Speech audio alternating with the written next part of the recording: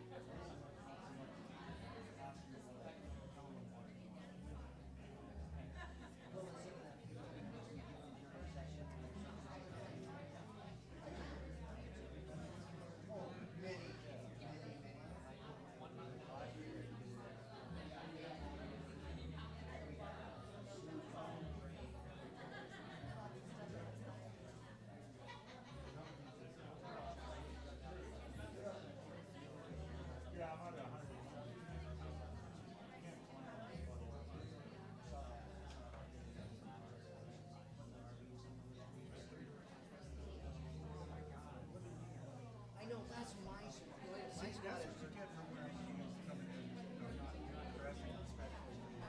I already did that. I went right for it. Oh, God.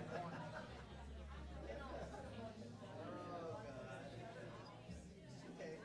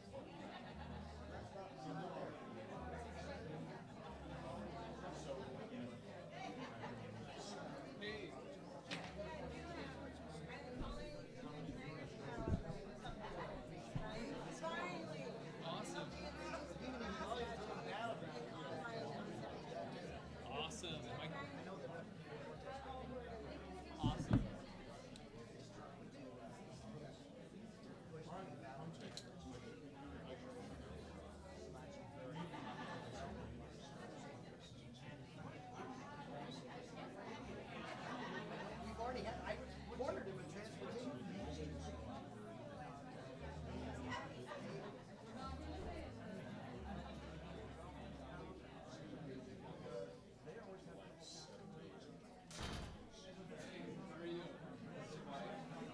That's his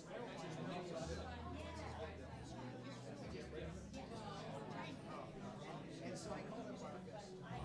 Rail college.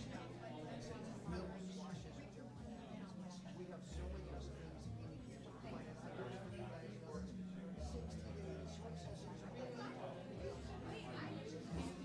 This is so on. And I said, I know you have an issue with legal.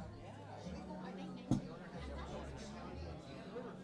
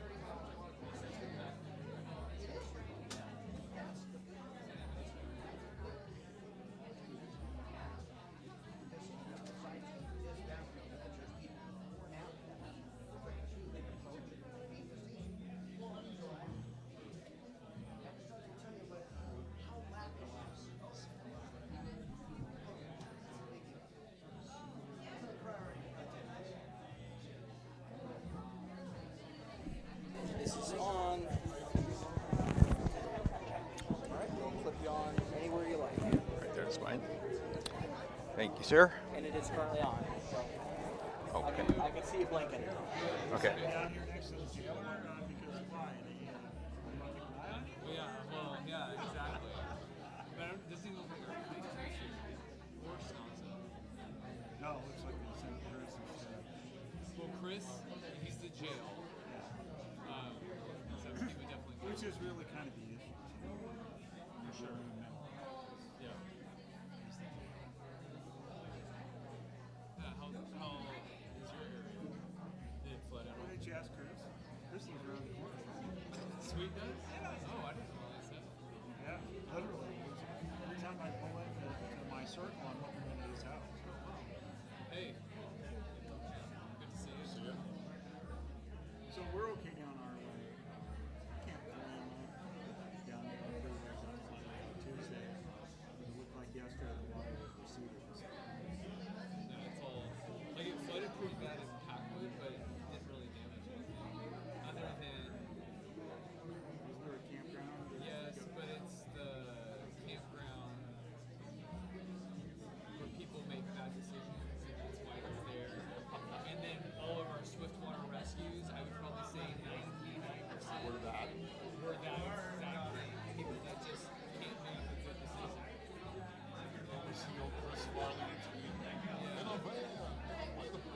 Well, no, there was a guy that wouldn't leave his RV, and finally, and that was the video I posted where our 2-ton was driving through the water to go get him because, hey, can you come rescue me? Because the water's in my camper now. I mean, it looked pretty bad. I mean, Well, it's like 6-7 feet of water to get over, but then you have to get over and then go back into the water. Or it flooded on the other side, too. It sounds like the college is it crested or about to crest? Yeah, I think 4 o'clock, so another hour. Crest, and then, Yeah. I mean, it didn't rise very much from last night until today. it sounds like so second round was not as bad as first round. No, well, in Packwood it was. There was a dike that broke. A few houses got water damage. But like our roads are intact. no county road damage. Not from what I heard today, which is good, which is nice. 12 is open back up. 12 is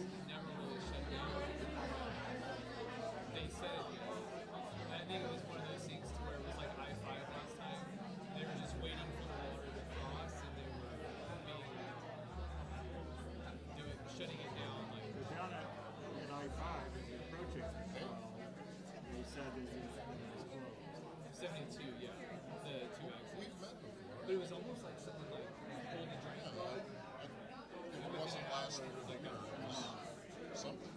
so it was really interesting how that Okay. happened. Right. Did they do anything with the dams? Yeah, Move a little bit of water out. yeah, they did. And they were letting some more out today, which floods the surface streets in Toledo. But it doesn't. Everyone's out of like the major. Sausage gets made, projects get funded. Good. So it was really good.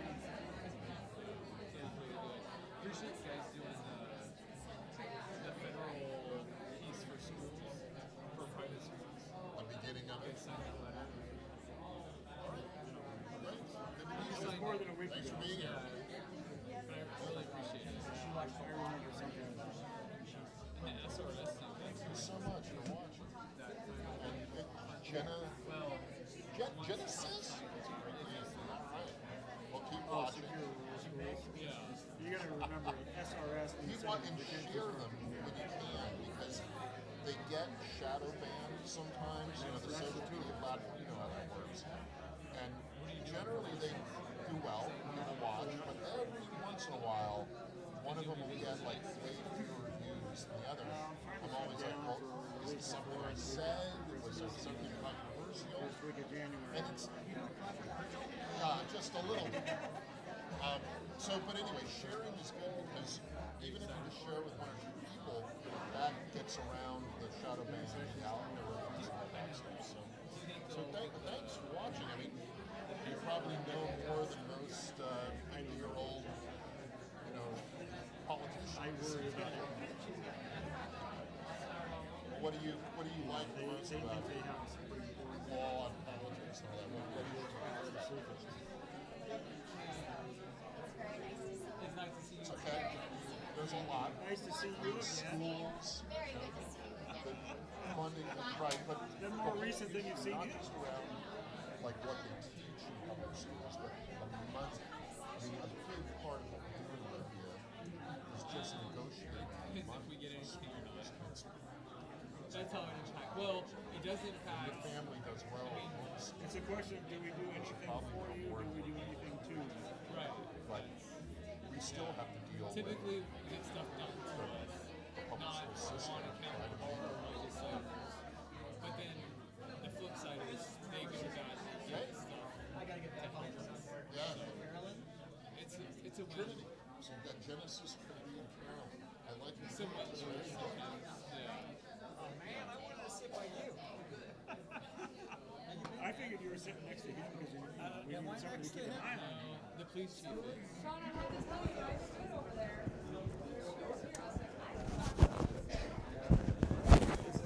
Welcome, everyone.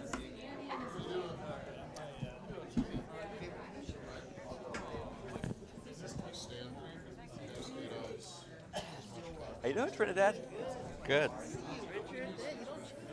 Huh? Looking good. Yeah, thank you. I appreciate that. I do change, just really subtle. Though. Thank you, Dan.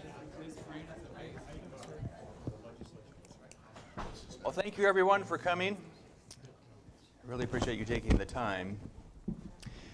Persons who are interested, we do have a link on our Facebook page, and it's been up for quite some time now.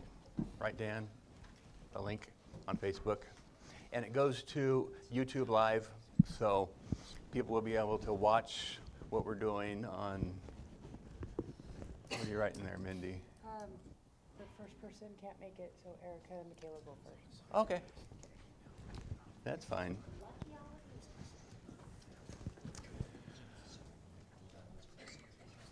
So before we start out with our presenters, I'd like our panel members to talk about kind of what's going on this year, kind of what's on their radar.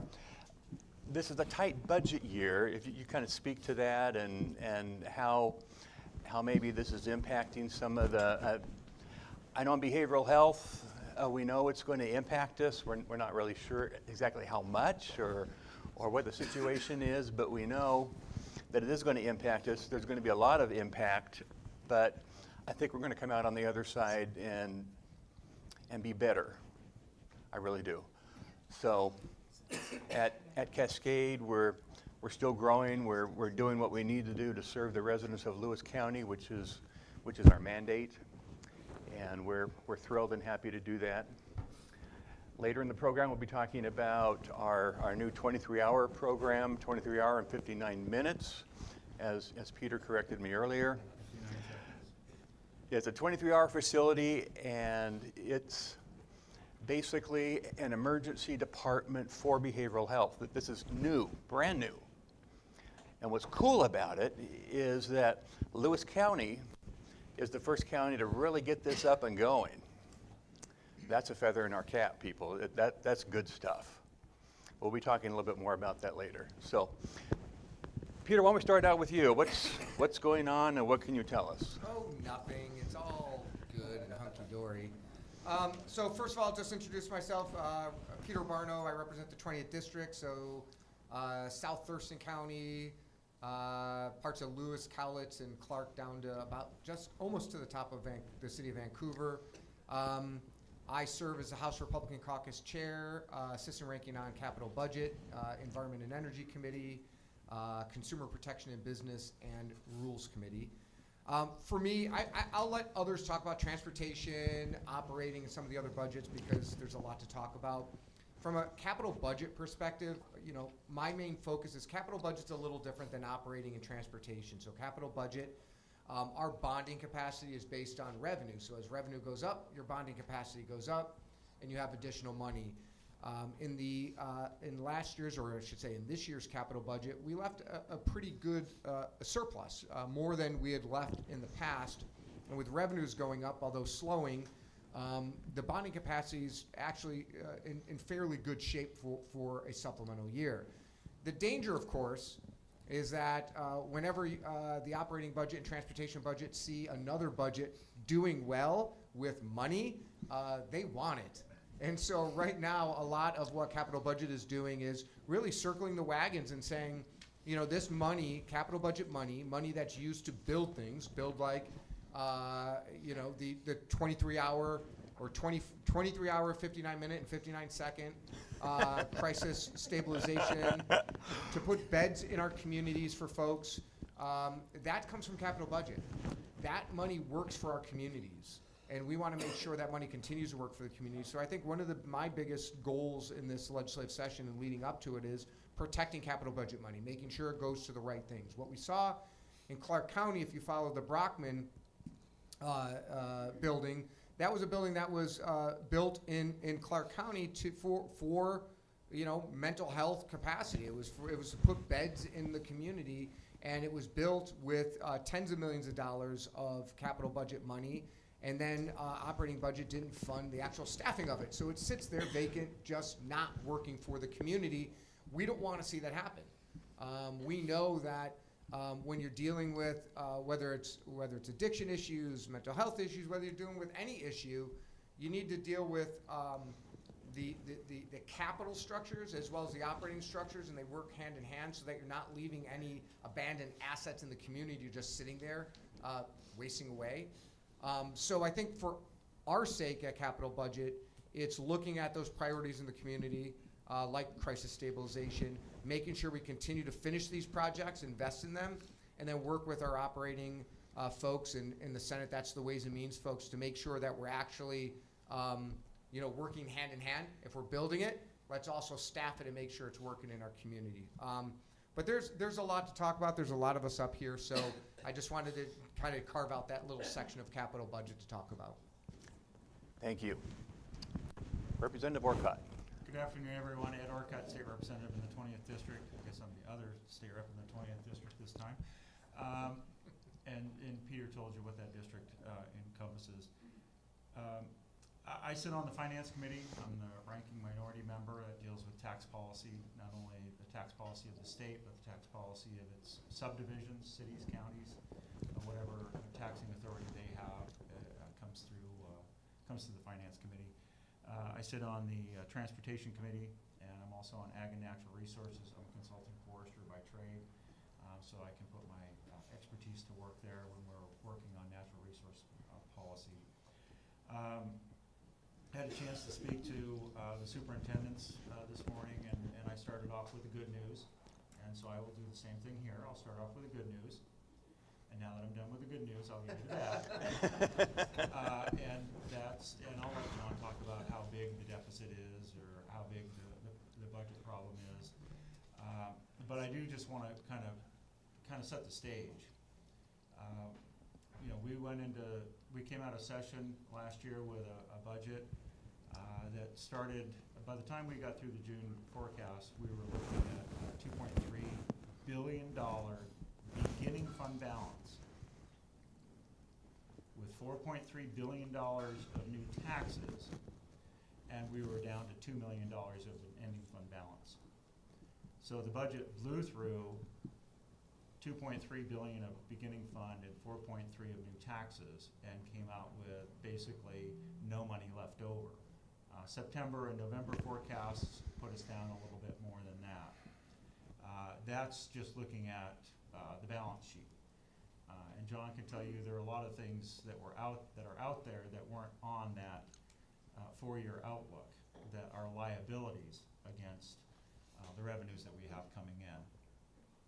And I kind of hesitate to say this because I just saw this in a mailer from John, but it's something that I've been saying out there too. You know, Olympia is one of the few places where they could spend $6 billion more and call it cuts. They spent $6 billion more, over 8% more spending, and they call it cuts. And so if you have a program that got cut, it's not because there wasn't more money, it's because they prioritized something else over your program. And that's really what's going on. The problem we have in Olympia is that budgets get written and then they come and try to figure out how to fund them. Most people look at how much money they've got coming in and decide how they're going to spend the money they have. That's not the way Olympia does it. They say, these are the things that we want to do in this budget. We don't have that much money, so we're going to raise taxes and find ways to take more money out of your pocket to fund what we want to do. And when I say we, I say that it's really the majority party that's doing this. If we were doing it this side of the aisle, you would see things look a lot different. So that's really, some of the background, some of what's really going on in Olympia. I don't want to go too deep into it. I know John will probably talk a little bit about it, but also want to make sure we have a little bit of time to hear from you, because ultimately hearing from you, telling us what you need from us in Olympia is going to be much more important than you hearing from us. Thank you. Thank you. Senator Braun. All right, well, thank you. John Braun, State Senator for the 20th Legislative District. Thanks for having us again this year. It's always an important forum where we get to hear, and this is what I'm going to be short because I want to hear what you have to say. It always gives me good ideas to work on during the session. I will back up a couple things that Peter and Ed said. And I just highlight like this. When you talk to folks around the district, I think around the state, the top issue is affordability, affordability, affordability. Food, gas, housing, childcare, healthcare, increasingly unaffordable for folks in our state. That should absolutely be our focus when we go to Olympia. And in Olympia, it's the priorities are budget, budget, budget, and specifically the operating budget. And we have a real difficult situation. It's really the outgrowth of several years of unwillingness to go in and really work hard and maintaining the cost curve in the operating budget, and it's gotten out of control, and you just can't solve it, as Ed said, you just can't solve it with new taxes. Whatever you think about new taxes, and I don't think they're a good idea, because it goes right back to affordability, right? Those new taxes, whether you're hitting you directly or indirectly through a B&O tax or something, it's raising your cost of living, and it's raising the cost of living for your neighbors and your family, and frankly, folks are having a tough time affording it. We got to get a budget that is under control, that spends within our means, and I guess my focus on doing that, and bring it back to our topic here today, is we've got to refocus on the basics. Every legislator in history has shown up in Olympia and said, hey, I got a new idea. And they rarely show up with new ideas that don't cost new money. And we have to, it's not that they aren't even good ideas. It's that we can't do every idea. We have to deliver the basics. And behavioral health is the basic. It is a fundamental responsibility for state government. And that gives, I think, folks in this room, a better position to go fight for the programs you're trying to sustain. It doesn't mean you need to come with proposals that are efficient and effective, but it should be, and I think it is, a priority on both sides of the aisle and puts you in better shape to maintain funding than others. But I would just encourage you, think about, we don't need new bells and whistles right now. We need to properly fund, and I say properly because we have lots of programs, including in behavioral health around our state, where we put the program in place, but instead of maintaining adequate funding over time, we add another program. I would say, nope, let's not add another program, certainly not right now. Let's get back to the core things, what we do, and do them well and do them right and pay for them properly. And if we do that, I think you'll see the budget challenges we face right now will come into line. It's going to take a few tough years. I don't want to sugarcoat this, but if we can just focus on the basics, the core things the state has to provide, we will be fundamentally in better shape in the future. Thank you. Thank you, Senator. Representative Walsh. Thanks. Yeah, I'm Jim Walsh. I'm the State House Representative for the 19th District. The 19th is Grace Harbor, Pacific, Wahkiakum, parts of Cowlitz, parts of Lewis, and now parts of Thurston County. So it's parts of, some or all of 6 counties. In the House in Olympia, I serve on 3 committees. I'm the ranking minority on the Judiciary Committee. I serve on the Capital Budget Committee with Peter, and I'm on the State Government and Elections Committee. I'm going to take a little of a contrarian view to what the others have said about the budget situation in Olympia. There is no fiscal crisis in Olympia. The crisis in Olympia is we write and pass a horrible operating budget. And some of that, frankly, I think is by design. The majority budget writers write bad budgets that don't have enough of a cushion at the end of them, get upside down almost immediately because of hiccups in spending or hiccups in taxes received by Olympia, and go into the red and create a crisis, and it's a continuing crisis that gives them justification for always raising taxes. If we wrote better budgets in the first place, we wouldn't have the continuing crisis that you hear about the governor or the speaker of the House or others talking about. So the challenge is not just negotiate the budget, but actually write a good budget. And we haven't done that in a long time. The work that I do in the Judiciary Committee touches on a number of issues that really affect behavioral health policy in the state of Washington. And for the past decade, it's been a dumpster fire. It's been bad policy after bad policy after bad policy that's created the crisis that you face of people needing 23 hours and 59 minutes and 59 seconds to try to get sober enough and stabilized enough to understand they just did something terribly wrong. That is a recipe for constant failure.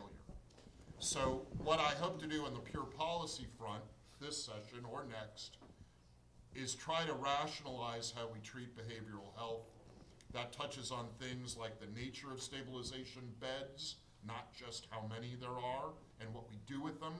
This has to do with the Involuntary Treatment Act and how it allows people enough time to get stabilized that they understand where they are in their lives.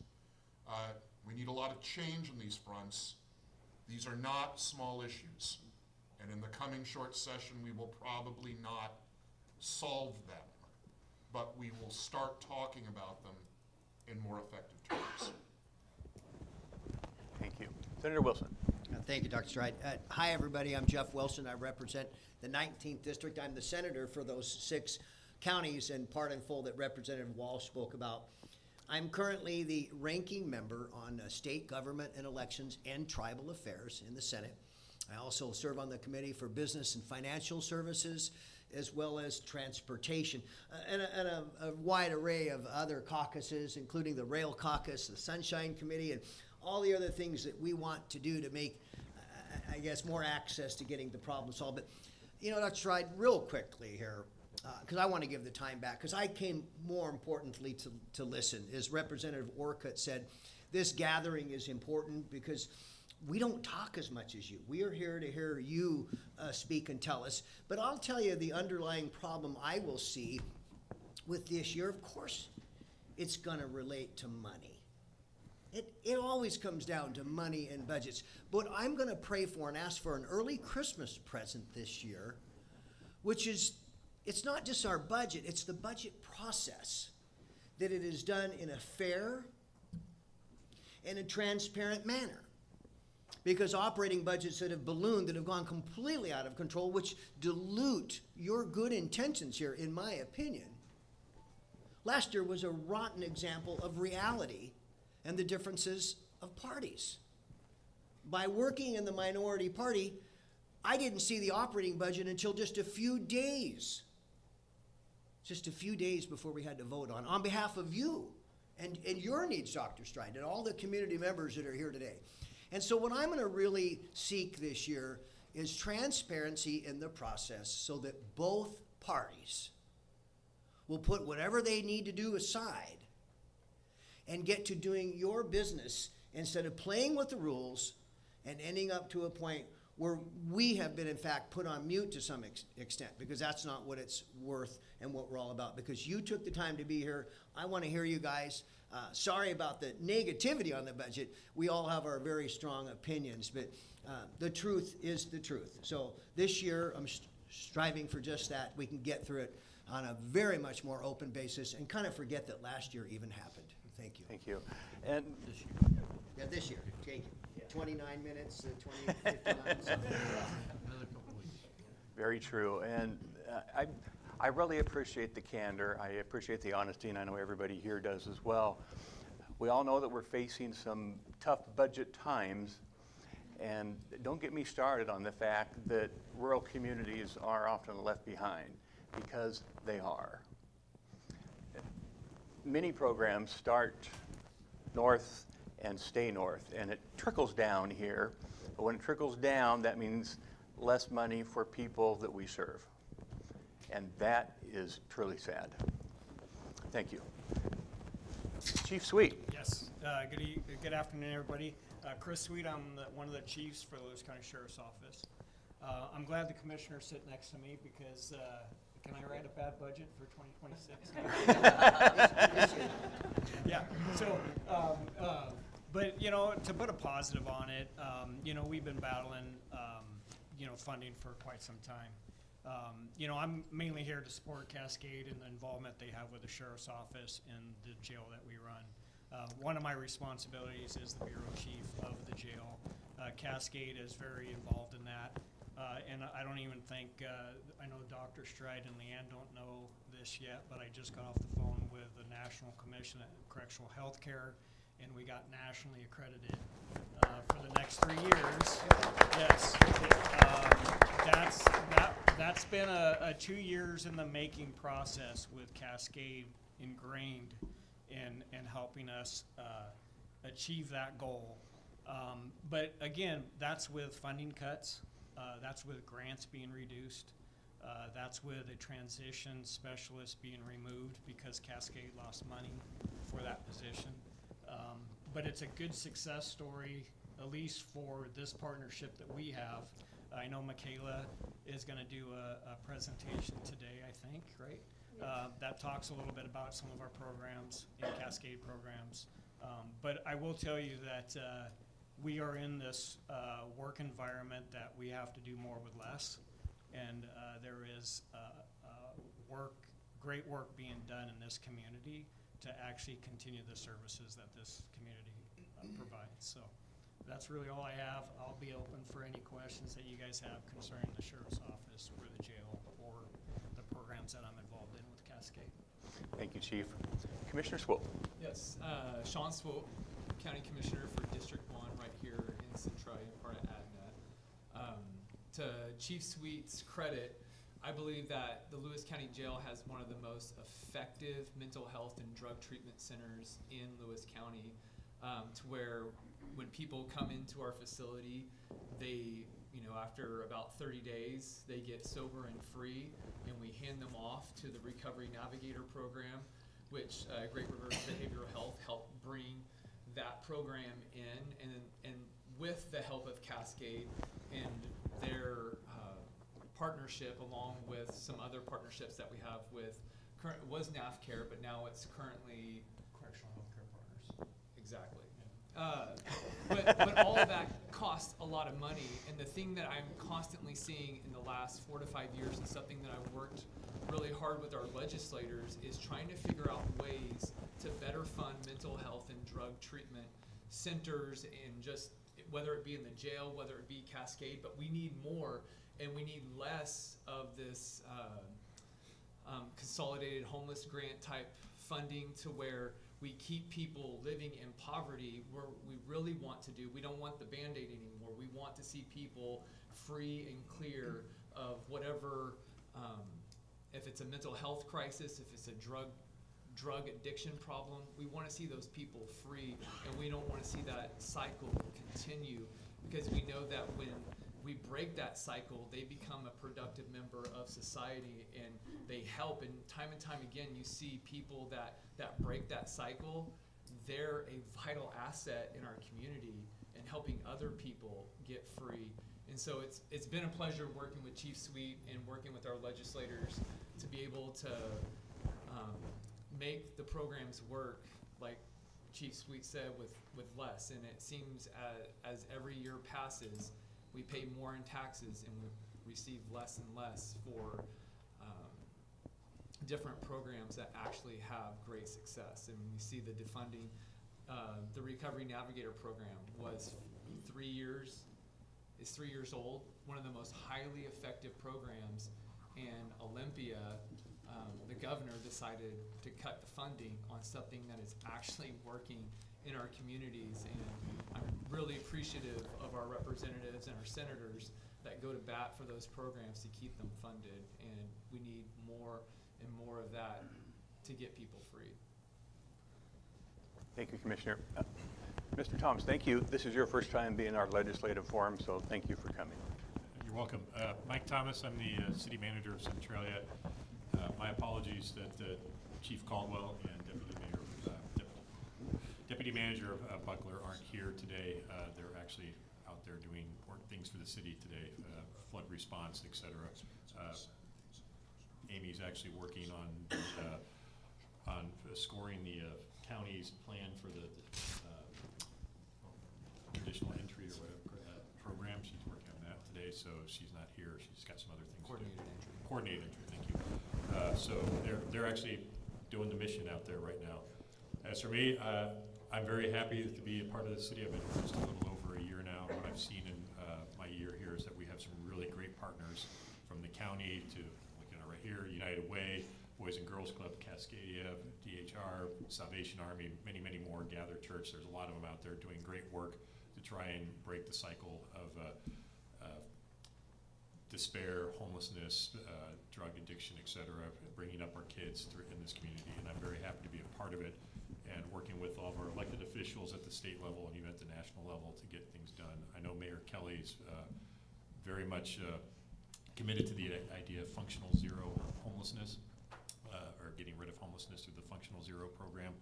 And she is very committed, along with her council, to see improvements through the area working with all of you, our partners. So I'm just happy to be here. I'll hopefully answer some questions if they directed my way, but the brain trusts are pretty much that way. Thank you so much. So we're going to go ahead and get started, and you all have an agenda in front of you. So if you are next on the agenda, please just come up after the speakers are finished before you. So first of all, we have Erica and Michaela. They're going to be talking about jail services.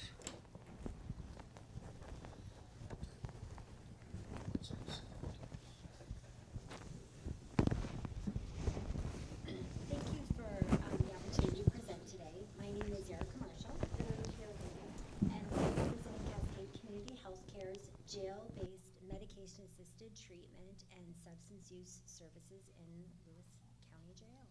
Over the past 2 years, we've been utilizing the Rural Community Opioid Response Program, also known as RCORP, in the jail. However, Cascade's been providing SUD services in the jail since 2015 and MAT since 2020. Today we're going to share the measurable impact the ARCorp grant has had in identifying and treating substance use disorder in the Lewis County Jail for the past 2 years.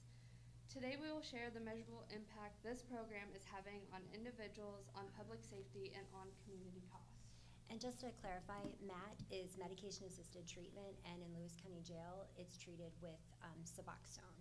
And then if someone has come in and they're already on a Vivitrol or a Sublocade shot, and we can get it over to them and get it in them, then we're able to do that if they've already started that service. But in the jail, we're able to induct them and continue them on Suboxone. So why this work matters. People leaving incarceration are the highest risk of overdose in their first 7 to 14 days after release. By engaging individuals inside the jail, we can identify substance use needs early, stabilize them through medication-assisted treatment, addressing their withdrawals, and we can also create a warm handoff into community care at release. This work directly improves public safety by reducing repeat bookings and jail churn. It also supports long-term recovery, which benefits families, neighborhoods, and the broader community. Can we go to the next slide? Oh, there we go. Here's a snapshot of what we accomplished in year 1 and year 2 combined. In year 1, we served 230 individuals, and nearly half continued care after release. That's a very strong number for a jail-based program. In year 2, our reach increased even further to 314 individuals who received services, while the continuation rate decreased. Erica and I will explain the influencing factors shortly. We also saw an increase in assessments and outreach, which means we are engaging people earlier and more consistently. So this chart right here, it shows the number of individuals who continued treatment after release from jail. So when we're talking about they continued treatment from release from jail, we're talking about people that connected to another treatment agency, whether that's Cascade, whether that's CORE, whether that's Community Integratives. Oh my gosh, my brain just went blank. Or it could also include a medication-assisted treatment program such as Metric, Cascade, Gather Church, or Valley View. Chehalis Family Medicine also provides MAT services to a lot of individuals engaging in drug court. So it's actual people that have gone into a treatment program. And that's different from people that are just engaging. Year 1, like I said, where am I at? Thank you. So year 1 ended with 109 people continuing MAT or treatment services in the community. In year 2, the continuation decreased to 92 individuals. This doesn't reflect a decline in program quality. Instead, we found it reflected changes in the population being incarcerated. There were more non-Lewis County residents held for DUIs.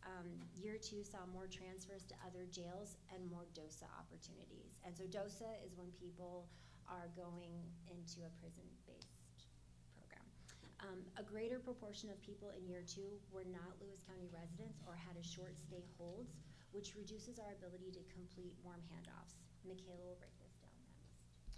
So the main drivers of decreased continuation rate were more non-Lewis County residents who were released to counties where they access services local to them, more short stay releases which limit our time to stabilize individuals and schedule follow-up appointments, more prison and jail transfers which interrupt continuity of care, community resource shortage. More individuals were released without an ability to follow up, for example, non-working phone numbers, unstable living arrangements were observable barriers. These are systematic barriers, not program gaps. So cost savings and public safety impact. So when people are receiving services in the jail, we're able to see measurable savings across the whole system. Avoided arrests can save around $1,800 to $3,200 per incident. Prevented overdoses can save anywhere from $7,500 to $12,000 in emergency response and medical care. And DOSA placements reduce incarceration costs by anywhere from $5,000 to $9,000 per person. Across both the years of the program, we conservatively estimate about $253,000 in this close to Christmas, I'm not saying that number, over $600,000 to the county and state systems. These savings reflect reduced harm, fewer crises, and increased community stability. On this slide, I would like to highlight how program capacity influences the outcomes we shared today. Across both years of utilizing this RCORP grant, we've observed a strong relationship between the stability of program resources and the rate at which individuals continue care after release. When staff capacity, assessment availability, and MAC coverage are consistent, continuation of care rates increase and individuals experience fewer high-risk events during reentry. In contrast, when capacity decreases, whether due to staffing fluctuations, reduced service availability, or shorter windows to engage individuals, we see fewer warm handoffs, more missed follow-up opportunities, and a reduction in the number of people who are able to maintain MAT or treatment after release. These changes in program capacity don't just affect individual outcomes, they also shape broader community indicators. Continuation of care is closely associated with reduced rearrest, fewer emergency medical episodes, and lower utilization of crisis services. The goal here is to simply to show how variations in capacity correlate with variations in outcomes and how program strength supports both individual safety and community well-being. We thank you for your time, and we also have supplemental information for you which further breaks down where people went and percentages. Thank you. You said you weren't going to ding me. Further supplemental information available, and we're here to answer any questions that you may have, and Chief Sweet's going to say wonderful things about us next. And there's no questions, that's what we have, but we do have information available for anyone who has any questions about this. I have a question. Yeah. Is there a reason why you guys use Suboxone versus Sublocade to treat? The cost. So Suboxone is extremely expensive. It's about $2,000 a dose, and oh my gosh, thank you. Suboxone, and Suboxone is a much more cost-effective. We would love to have Sublocade in there, if we could. Which is more effective, do you think?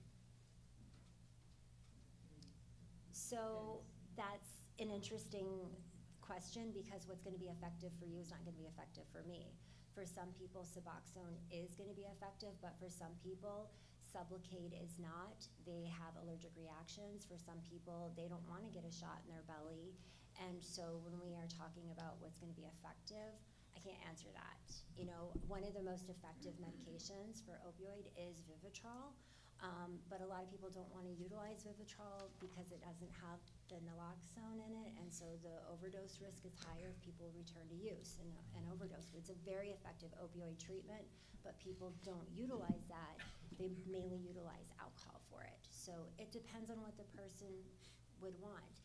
And the other piece to this is when we talk about the time that it takes to hand out medications, doing injections on people does take a little bit of time as well. So that is also a factor, and also considering Suboxone and what the jail availability, the medical staff is because you have to numb them up, and then you have to inject it in there, and then there's some people that will squeeze the capsule, and there's all kinds of things. So I can't answer that question.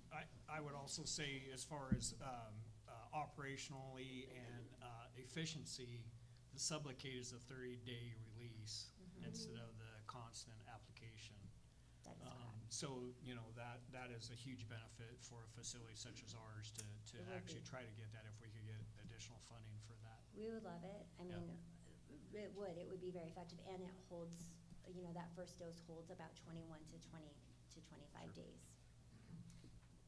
After the first dose. After the second dose, then they're pretty much covered for the 30, but sometimes in order for that builds up in the beginning, that first month, it's usually about a 21 to, it's not always as effective. It's got to build up in their system.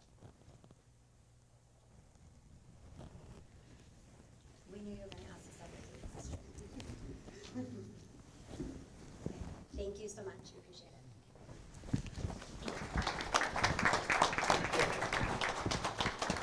Before Ross comes up, I just wanted to mention that we do have snacks over here. My beautiful, attractive wife, Connie, right there. And no, she didn't tell me to say that. That's totally on my own. Right over there. So feel free to get up, and even the panel members, if you want snacks, feel free.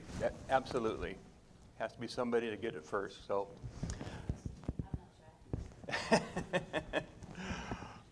Okay.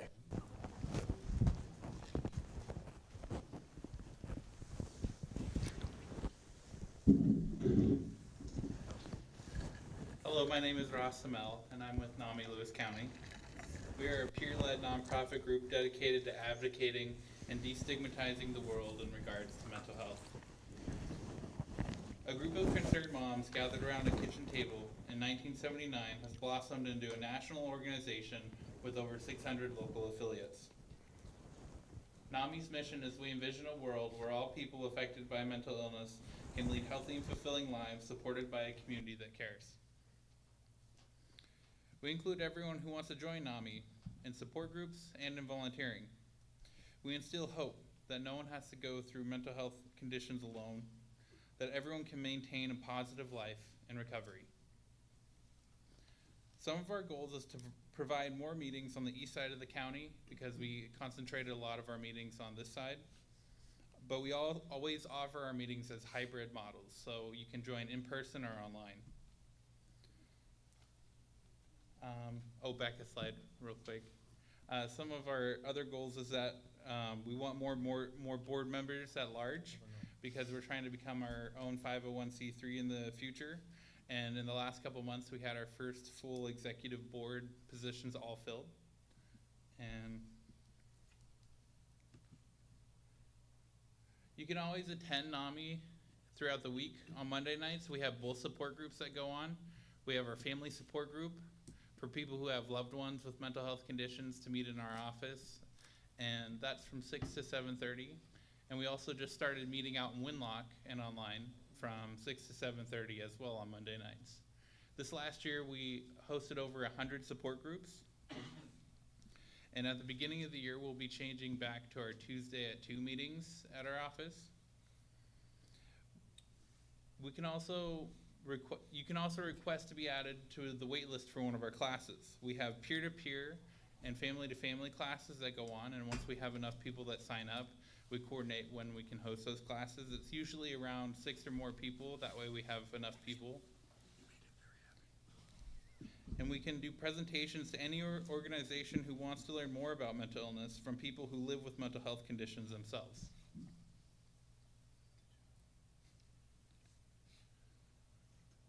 Now, what are the benefits for NAMI support groups? Well, NAMI is a non-secular organization that uses hope as a foundational principle to help others understand you can and do recover. Sharing experiences creates a real connections with others who understand. Peer support groups lead to better coping skills and minimize hospitalizations overall.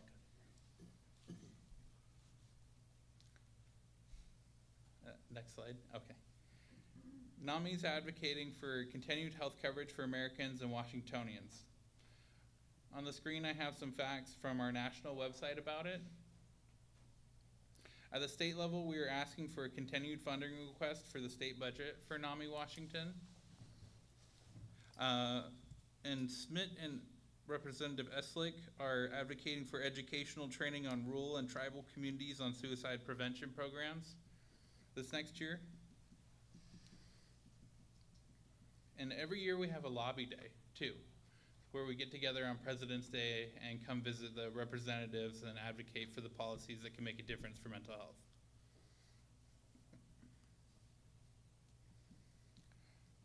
The first month of every quarter, on Tuesdays, we have our community nights. And on our community nights, we have a meal, a local resource presentation, and our business meeting. The month following, we have our movie nights, which we just started, where we show a movie about mental health and have a brief discussion. And a couple years ago, one of our members started a bowling get-together for a Connections meeting. So now every year we have a Connections bowling get-together at the local bowling alley. And then one thing I want to advertise is this Tuesday on the 16th from 2:30 to 5:30, we have our annual holiday party. and everyone's welcome. We have bingo and a meal provided.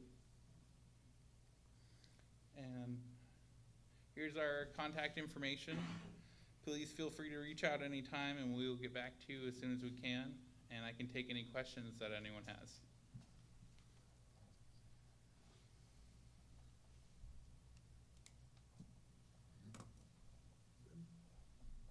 Thank you.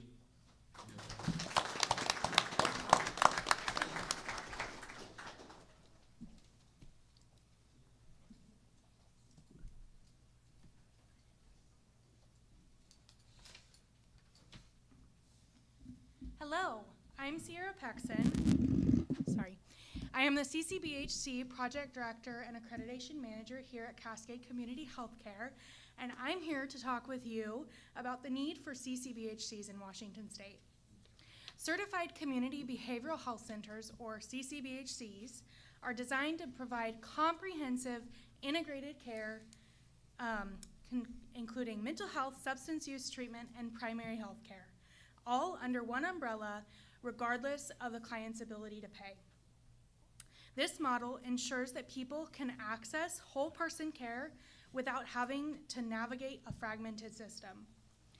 CCBHCs, can you change the slide? Thank you. CCBHCs must offer or help connect people to a basic set of important services, including crisis support or help connecting people, crisis support for mental health like 24/7 mobile crisis teams, and short-term care to stabilize a crisis.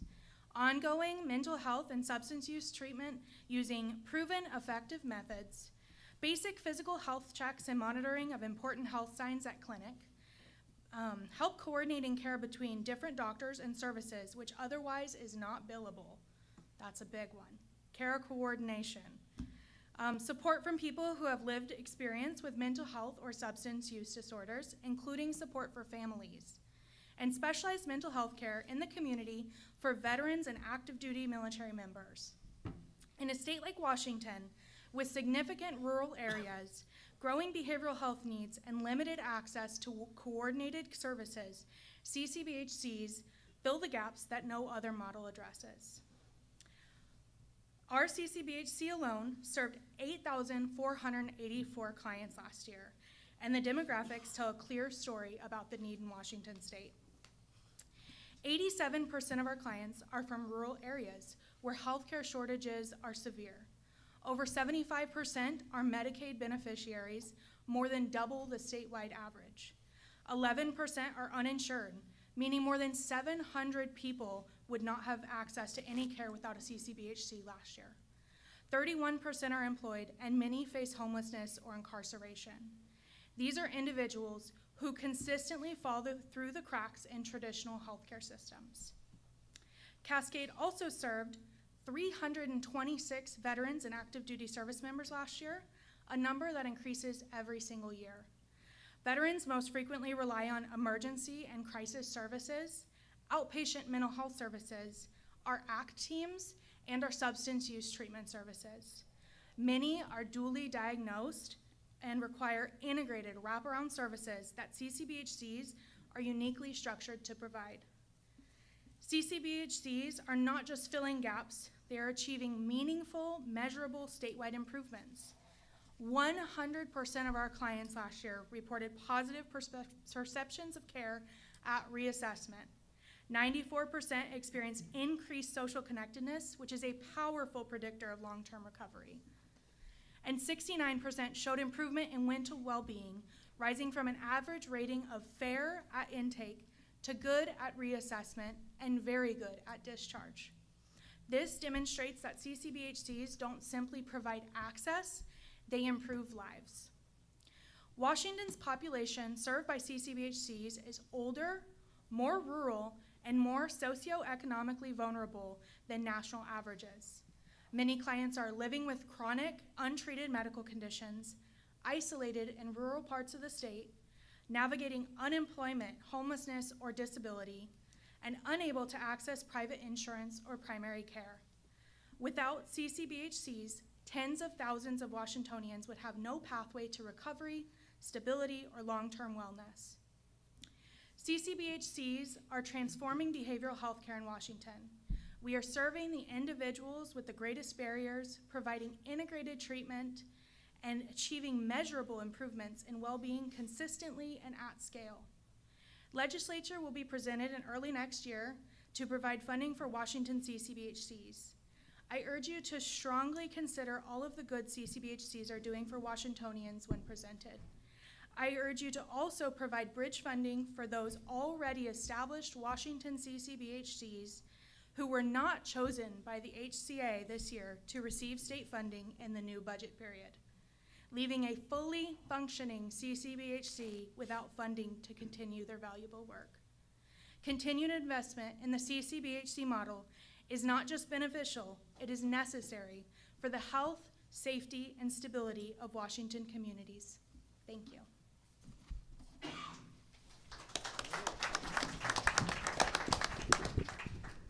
Okay. Is this on? Just speak. Oh, I'll just talk loud. Hey, I do have a couple questions for you. Your crisis services, how do we get a hold, what's the number? I could get you that. Okay. I don't have that. I believe we're connected to the 988 system, and then they route it. Okay. And is there a response component to that? To where if there is a person in crisis that might not need emergency services, that you guys respond out to them? Yes. There is, okay. Okay, but not DCRs? No. Okay, but an asset that law enforcement and fire can also use? Okay. Yeah. All right, thank you. By the way, this is Police Chief Andy Caldwell for the city of Centralia. He's my brain trust, so I don't feel alone and afraid anymore. So thanks for being here, Chief. Okay. No further questions. Then next person. Chief, why don't you tell us what's on your agenda for this next year? Besides everything. Yeah, put you on the spot again. Oh, did everybody already do that? Yeah. Everybody did, yep. I feel like I'm late to the party. I think one of the concerns we have in law enforcement is always going to be access to mental health for people that we see. You know, we often get response calls for people in mental crisis that are suicidal, and we're left with one tool, and that's the ITA. We do have designated crisis responders, but we don't always get quick response out of them. And unfortunately, you know, Washington, we're 51st in the nation on law enforcement staffing, so we don't have time to sit and wait with people while somebody responds. So we're stuck with the tool of an Involuntary Treatment Act and sending that person to the hospital. The downside to that is the hospital is in Centralia's jurisdiction. So all of the regional law enforcement agencies that have to do an ITA or an Involuntary Treatment Act, those people go to the hospital or the emergency room for services and typically are released at Centralia Prov, which then becomes Centralia's problem. So the access to mental health care, how we get real-time response, quicker response, co-responder programs, that's something I think is really important and something that I would like our agency to start looking towards in 2026. So I don't want to take up too much more time, but most of my questions will probably revolve around the ITAs and how they apply, how can we streamline that process, and how do we make sure that those people are getting the care they need. And I don't want to make the hospitals look bad because they're busy as well, but oftentimes what we see is somebody who's not necessarily trained as in providing mental health care, a medical doctor can override my ITA or one of our officers' ITAs. And that becomes problematic because the person doesn't get their treatment that they need to stabilize themselves, and they're put right back into the community where they were causing a problem in the first place. So it's a really big issue we suffer. So with that, thank you, Doctor.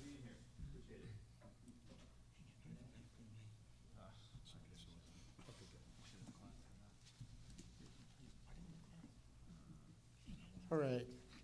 Good afternoon. My name is Tendai Masiri. I'm representing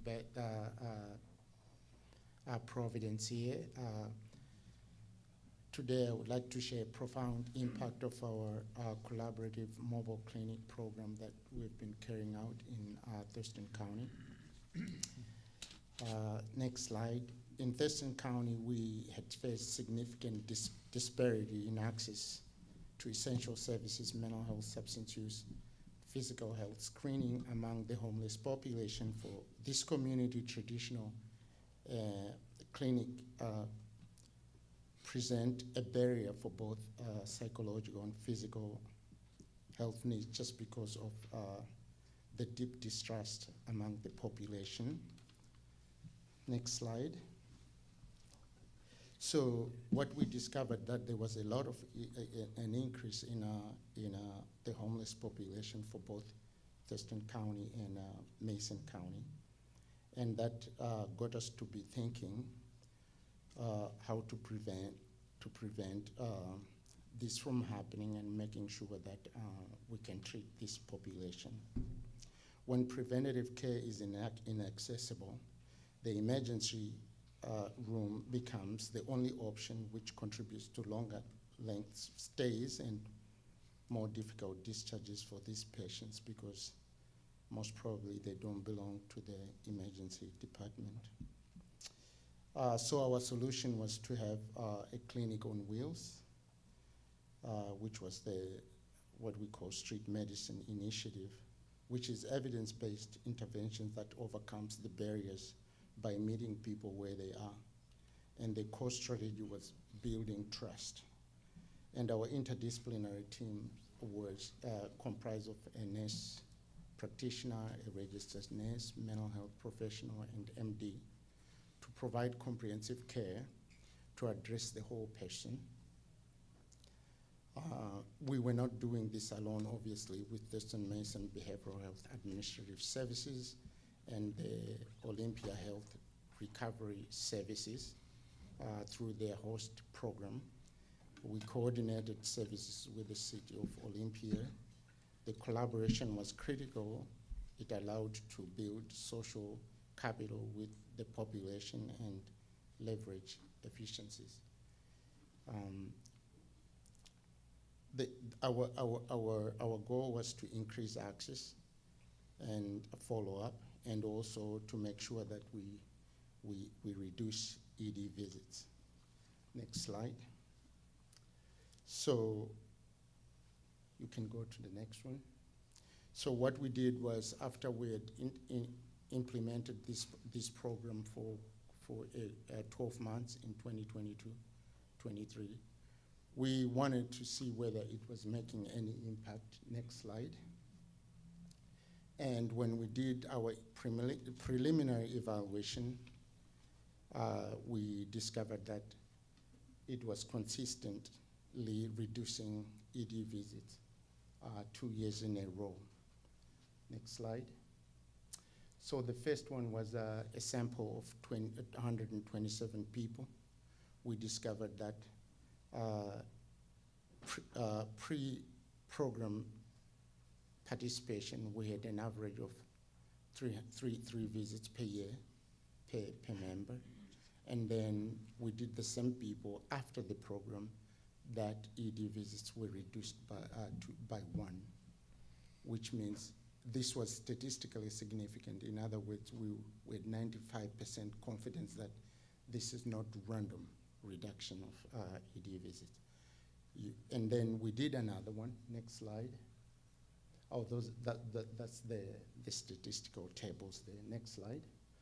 And another one that we did, we thought that it was a fluke. We did a sample of 815 patients that participated pre and post again. Next slide. And what we discovered was that there was also a reduction of nearly 1 visit per year per member, per participant. And that was a reduction of about 754 visits. Look, you think about budget, right? You think about, these are all Medicaid patients, whether direct or MCO Medicaid. Multiply that number by 3 to 5,000 per visit. That's almost over $2 million that have been saved. So you talk about reaching people where they are, building trust with them. We think that the data really shows that this program is very effective when we try to build trust and reach them where they are. Next slide. That's exactly the difference there, 1 visit per member, per participant, pre and post reduction. Any other, next slide.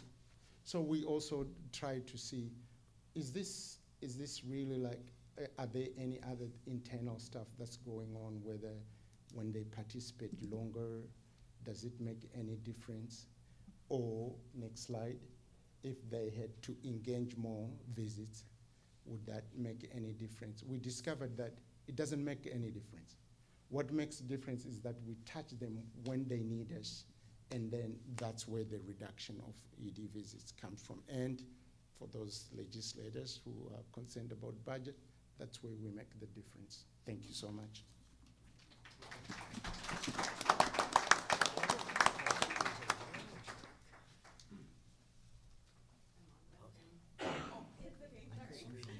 Okay. Hi there, I'm Kate Slaymaker. I'm also representing Providence, and Tendai was kind enough to share just a couple minutes of his time with me. So I work for Chehalis Family Medicine, which is a Providence clinic, and it's also a training clinic where we have 9 residents at a time. We do primary care services. I just wanted to use this time to highlight a little bit of what we offer so we can figure out how we fit in with everybody else. So in addition to primary care services, we've been offering MOUD or like MAT, Suboxone, opiate use disorder treatment, as well as other substance use disorder treatment within our clinic. We've been doing that for over 10 years. We really enjoy it very much. We work pretty closely with the drug court program to offer both substance use treatment and also primary care services. We accept referrals for those programs separately.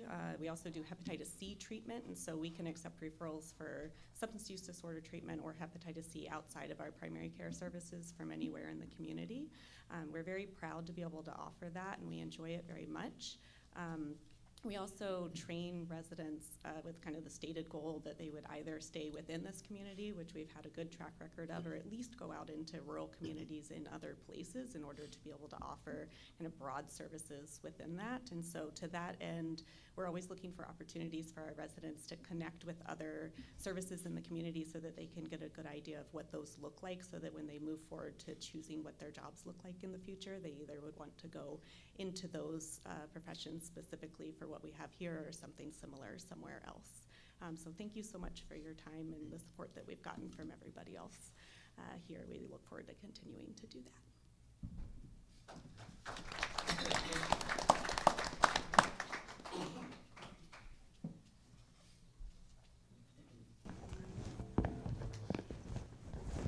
So before our next, we have a video we'd like to show you.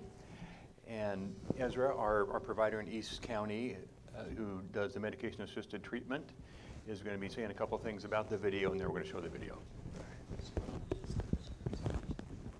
Thank you.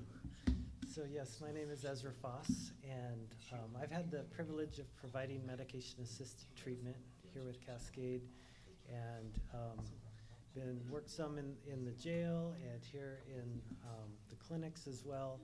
And through the ARCOR funding that Michaela and Erica talked about, we've been able to also expand out into eastern Lewis County. And it's been a real privilege for me. I've met so many amazing people. And today I just want to share with all of you a testimony of just one of our amazing clients. So yeah, without further introduction, this is his story.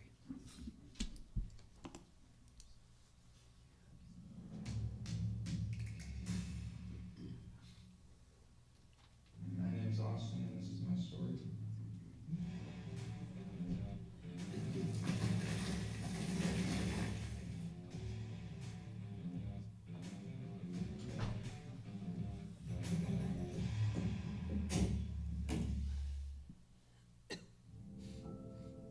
In childhood, I was raised by a single mother. My biological dad was out of the picture. I was active in sports, football. That's the year that I started experimenting with alcohol and smoking weed and stuff. I remember I had this conscious moment before I ever took any pain pills, and I had these pills in my hands. And I think when I think back to it, I now believe that it was God,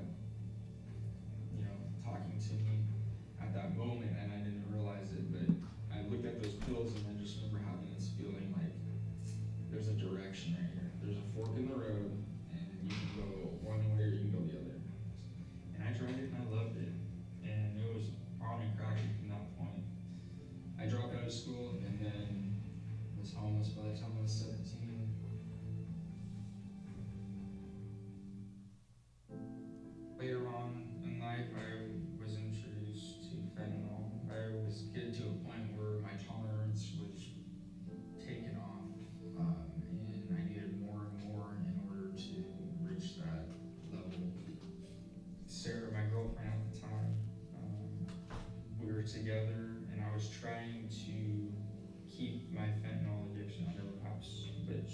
the signs, and like I said, you know, when I would smoke fentanyl, I'd black out, and I didn't know I was doing that until she told me later on.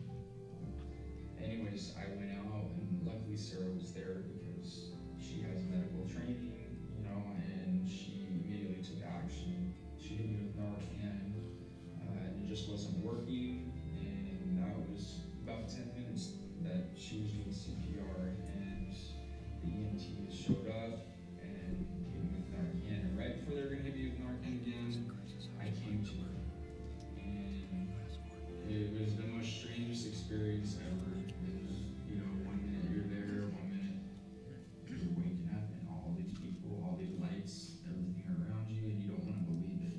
You don't want to believe that you took too much. And it was so hard, it was so painful going through those withdrawals. And it's so scary, you basically use to stay away from that. We went up to Cascade and got on a treatment plan with Sublocade. And then from that point on, I just had this mindset of like, you know, I wanted to start a business, and I wanted to have a family and kids. Me and Sarah got married, and we're gonna have a little baby coming up, a little baby girl. You know, Sarah, she's gonna be giving birth, and one of her questions to me was, you know, I'm gonna have to be able to pay bills. How's that gonna affect you in the household? And honest to God, I can tell her that it's not gonna affect me because I just know I can. To just go for it, do it, try it. So okay, it works. And I'm a testament to that.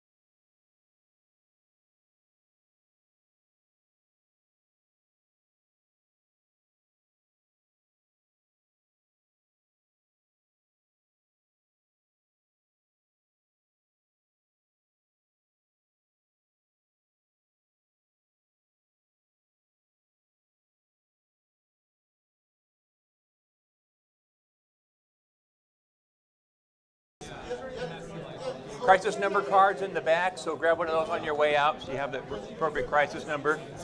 So we're gonna, Connie.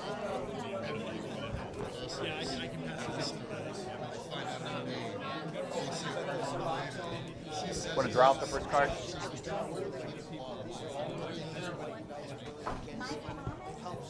Mike Thomas. Right over there. City manager. Okay. Next one. He's busy. We'll give him something. Oh, she already did. Some people wrote their name in, the rest are just the numbers. Okay. It would have been better for everybody was coming in so quick. What's going on? I'm happy to be here. Yeah. Can you tell them? Yep. Last four of the ticket for the next prize is 9322. 9322. Yeah. 9322. Who has 9322? Anybody? Going once, twice, gone. Oh, back here. 9322.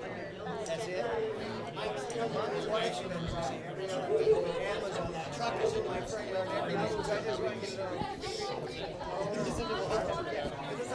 didn't win again, so.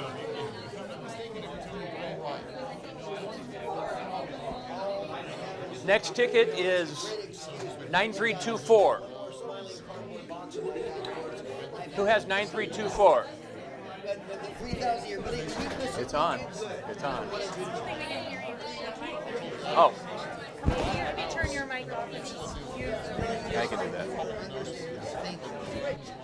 I'm just going to use this mic. 9324. That's 9324. Going once. Oh. 4-2. 4-2. Oh.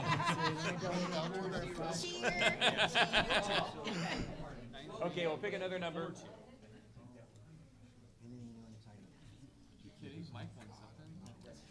9341.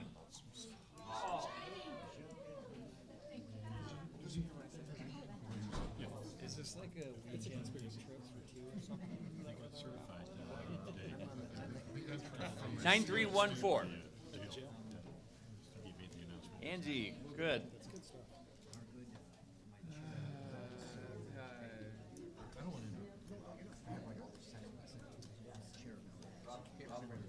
9346. 9346, back there. Wonderful. Yeah, making it run. This one? Yeah. 9332. It's the new Rob. Oh, wait, is she got it? Or was it him? 9332. Okay.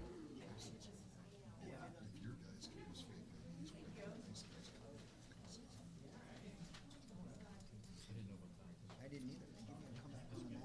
9335. You guys get certified. That's good stuff. Yeah. Reset. About almost 2 years. in the making. Reset. Really? Yeah. We haven't changed any of that stuff. Did changing from NAFCare hurt help? Well, NAFCare actually helped us. Did they? Because it's like an $8,000 process, and they footed the entire bill. 9315. Last one. And then you left. Yeah. 9315. But we kept all the horses. Oh, excellent. Oh, you did? Yeah, every single one. That's gonna Oh, hey, you put NAFCAR's contracts next Thank to you, everyone. CHP's, it's almost word for word verbatim. Yeah. So no big transition issues. So Annie, you're up next. But very helpful.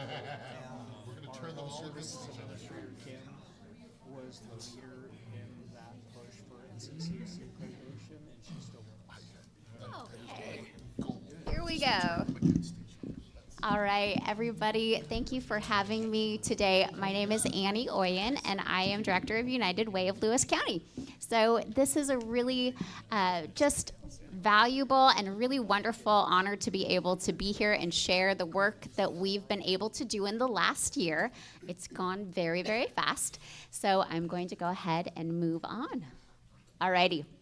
So we're going to go over an update of some of our programs that have happened in the last year, give you some recent updates on where those are at, and then talk just a little bit about the Financial Opportunity Center. So at United Way of Lewis County, we live to mobilize and connect people to resources. Right now, we're doing that right now as we're trying to get mobilized out in East County.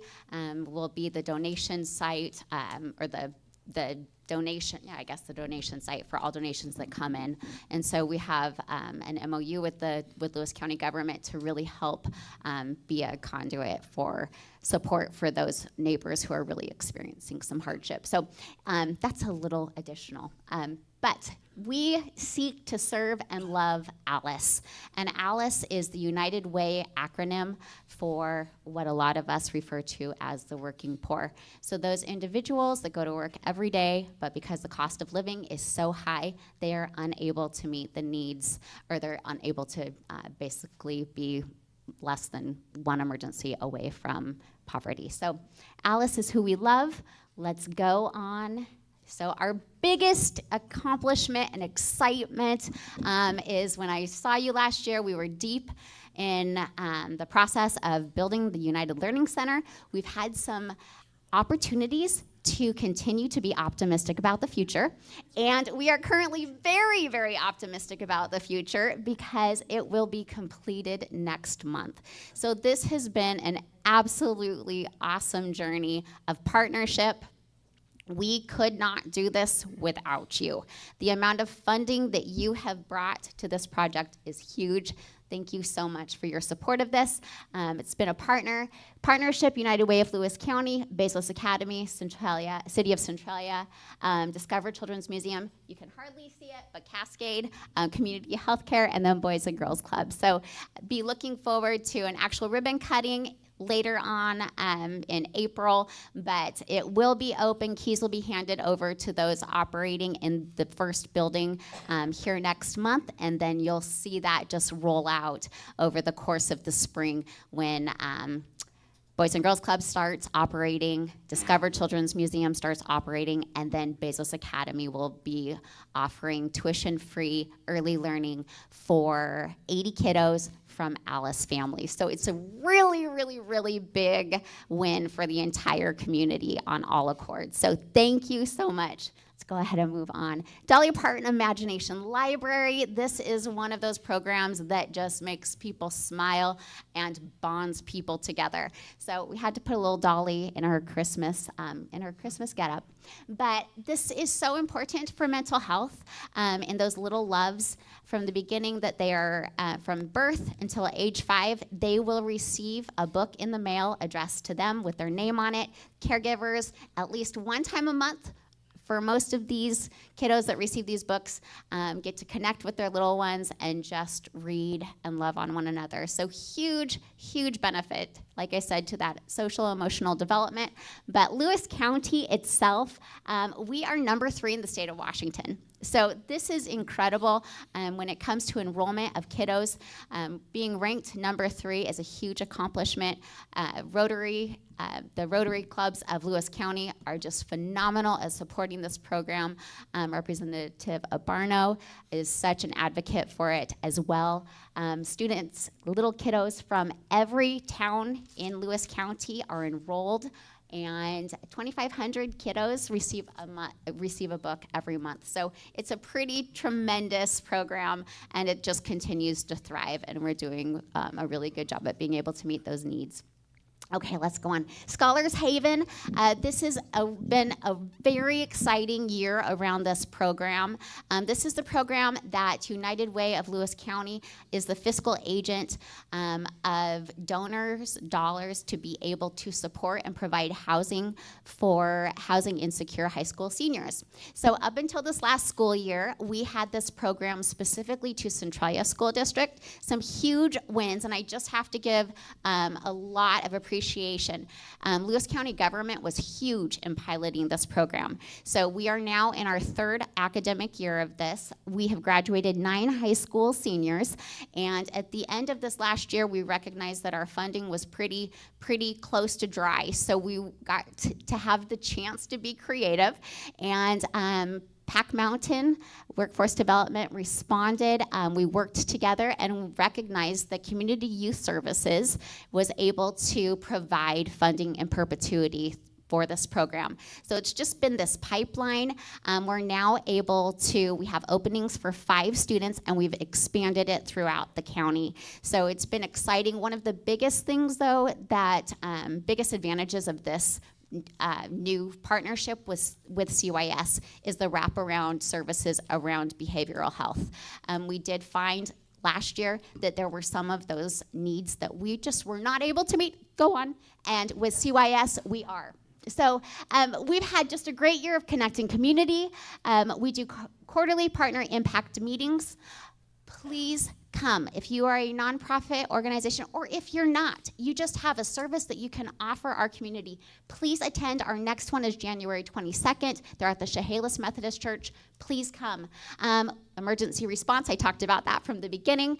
We were able to really create a meaningful group of our Latino community members that are meeting together to respond to the family needs of our Latino coalition, or our Latino community. And the coolest thing, which is these kids, is our partnership with Save the Children. So everybody has to leave with a pair of Bomba socks to remember that we love kids.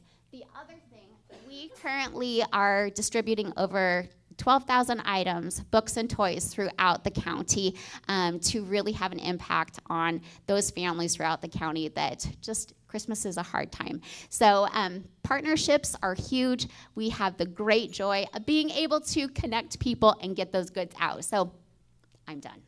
We'll move on. Okay, thank you so much. Please take these.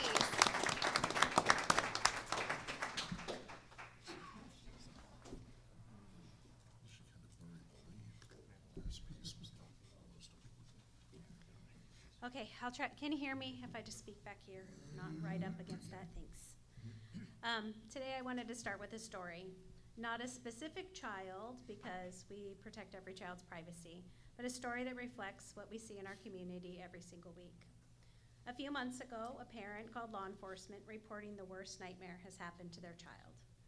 The law enforcement takes the report and tells the family that someone from the Youth Advocacy Center will call them and set up a forensic interview, which we do. Then the day comes, in walks a child, they're about 8, old enough to understand that something very wrong has happened to them in their world and to the family, but young enough that they still held a stuffed animal against their chest. The guardian walks in behind, trying hard to be strong, not just burst into tears, even though you could see the fear and worry in their eyes. What they need most in that moment isn't complicated. They needed someone to welcome them, to guide them, to listen to them, and to simply tell them, you're not alone, and we're going to get through this together. This is the heart of a Child Advocacy Center and of the Youth Advocacy Center. In the past year, we served 141 children and 183 guardians. Each one showed up with a different story. All of them had one thing in common. They needed a place to feel safe, a place to be heard. As the care coordinator, I'm often the first face families see when they come in. I get to be the person who says, you're in the right place, and then walk with them every step of the way.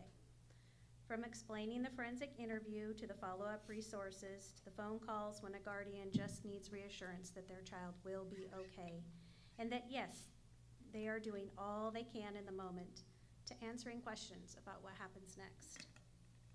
Over the year, we have made more than 2,700 referrals to things like counseling, community resources, parenting resources, trauma education, and even websites that families can visit. Many of those referrals went to our incredible partners like Cascade. About a third of the kids we saw, their families disclosed to us that they had a disability that affected how they communicate or process emotions. That means every interview, every conversation, every approach must be tailored, because children deserve to be met exactly where they are, not where a system expects them. Most of the kids we served were between the ages of 9 and 12, but we also see toddlers as young as 3, transitional age youth, and vulnerable adults who still need a trauma-focused environment. Clients leave our center feeling lighter than when they came in. Sometimes they smile, sometimes they talk about their pets or their favorite video games or their new shoes. Sometimes they just breathe a little easier. That's healing beginning right in front of us. That's a privilege. Our local stories reflect a national struggle. Research estimates that in the United States, at least 1 in 4 girls and 1 in 20 boys will experience sexual abuse before they turn 18. This year, a third of the children we saw were male. Many children never report, some never tell anyone at all. That means the statistics, likely undercount the real scale of the problem. We see a lot of children who have delayed reporting for months or even years. Of the children who are abused, most are harmed not by strangers, but by someone they and their family already know and trust. In 90% or more of known cases, the abuser is a family member or someone else close to the child. This past year, YAC saw under 5 cases where the perpetrator was unknown, and usually that was due to the child being too young to know. So over 90% are close family, parents, and parents' paramours. These facts are heartbreaking, but they also make crystal clear when a child walks into our center frightened, clutching a toy, what we offer is not optional, it is essential. And in rural communities like ours, the challenges only grow. Families may be miles from the nearest mental health provider, they may not have transportation, they may be isolated or unsure where to turn. So when a child from our communities walks through our doors, they have often already overcome barriers just to get help. Many of you have probably heard that Providence Abuse Intervention Center recently closed. This is the center that provided our medical forensic exams outside the hospital setting. While we are still operating day to day, this closure puts pressure on the child advocacy model and families once again, especially when it comes to accessing trauma-informed forensic medical exams and meeting national accreditation standards. Our larger agency, the Community Action Council, and our new program manager are working tirelessly to find solutions. But in this moment where community leadership and legislative support, it matters more than ever. Let me get back to the child I mentioned earlier. After the interview, they pick out a blanket donated by our local Linus Club, hug their grown-up, and then they usually look up and say, "Can I come back or stay?" To be fair, this is not the goal, and the parents never want to see us again, if possible. But in those moments, we know they felt seen and heard. We know that we created an environment where a child who had to talk about the yuckiest thing, the thing that made their tummy hurt, they still felt so safe they wanted to come back. Being seen and heard, as simple as that, that is what they needed. Your support ensures that every child who needs to be heard can be heard. It ensures that families in crisis don't have to choose between getting help and making it to work, or between safety and a long drive they can't afford. It ensures that our children get the same level of care that any child in any city. By supporting the Child Advocacy Center, you are investing in the belief that our children's safety and healing are worth fighting for. The children we serve today will grow up to be the adults who hold this community together. The teachers, nurses, business owners, elected leaders, neighbors, and parents of the next generation. When we give them safety, we give them support, when we give them hope, we give our entire community a stronger future. So I ask you, as we face hard decisions ahead, as we look at budgets and priorities, please remember these stories. Remember the children who walk into our center clutching a stuffed animal. Remember the guardians who are trying to be strong. Remember that healing is possible, but only if we make it possible. Thank you. Great, Katrina. Listen, I have to just bully in here for a quick second. I just got to go on record of saying God bless you and your staff for caring for children and that voice that needs to be heard in their family. So you got it from me. I'm sorry, panel, but God bless you. Keep up the good work.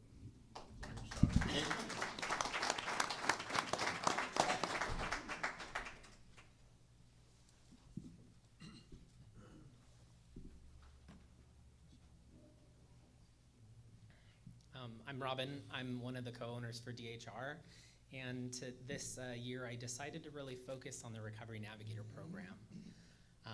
We operate that program in Grays Harbor, Lewis, Pacific, Cowlitz, and Wahkiakum counties. So I did make this presentation a little bit more broad than just Lewis County in particular. But we can go on to the next slide there.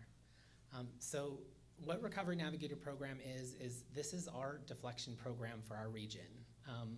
It represents a statewide framework for deflection, providing law enforcement, first responders with alternatives to just taking people to jail, to just continuously seeing them arrested over and over again. And especially when that behavior is not stemming from just criminogenic behaviors, but it's stemming from substance use and co-occurring mental health. A little bit of the stats and a little bit of what we've done in our time here operating the program. We've received 2,400 referrals in a little over 3 years of operating. The program's been around a little bit longer, but it takes a while to build things like this, with 2,100 unique individuals. Through that, there's been 28,000 successful connections with those individuals where we provided outreach and engagement. There's many more examples of non-successful connections with people where we're trying to find them. But that also represented 4,400 warm handoffs, direct handoffs into treatment services, into basic needs, into our mental health services and housing supports. And included referrals from 120 different organizations, over 120 different organizations, and 24 law enforcement partners within the region. These numbers to me tell a really powerful story of the need here with our police, with our jails and courts, who are actively using the Recovery Navigator program as intended to deflect people away instead of relying solely on arrest or citation. About 2/3 of the people that we do work with are identified as being homeless, whether with housing or without, or with shelter or without. And this data is a little bit outdated. It's current through Q3. I'm working on my Q4 data right now. So I'll have some updated figures, and I can definitely provide that to anyone that would like it. We can go on. Here's a little bit of what people said about the program. The impact, and like I said, I left this a little bit broad here, but Wahkiakum County prosecutor specifically said that we created a system-wide positive impact that he's not seen in 33 years of serving his community as a prosecutor, not just as that, but also as an EMT and as the county coroner until that position was eliminated. Wahkiakum County is a little bit smaller than Lewis. Kelso Chief of Police saying that we're a vital partner providing essential alternatives to law enforcement intervention for people who don't need police but need resources to stabilize and recover. Our Lewis County Director of Public Health also saying a vital intervention, decreasing crisis-related ER visits and first responder interventions, and allowing public resources to be used more effectively. The message has been consistent. It's been consistent for 3 years that deflection through the Recovery Navigator program is now part of how we keep people safe and get them care. They're not theoretical benefits, but they're actually daily operational realities.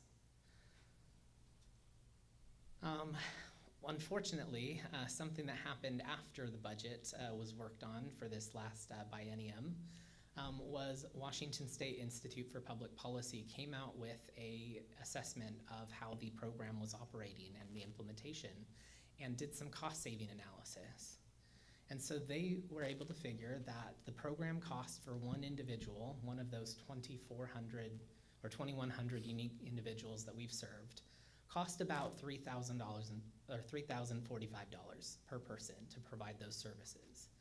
But the benefits for that individual in long-term benefits was $22,000 per person. And that's just looking at reduction in crime, victimization, and criminal legal system cost.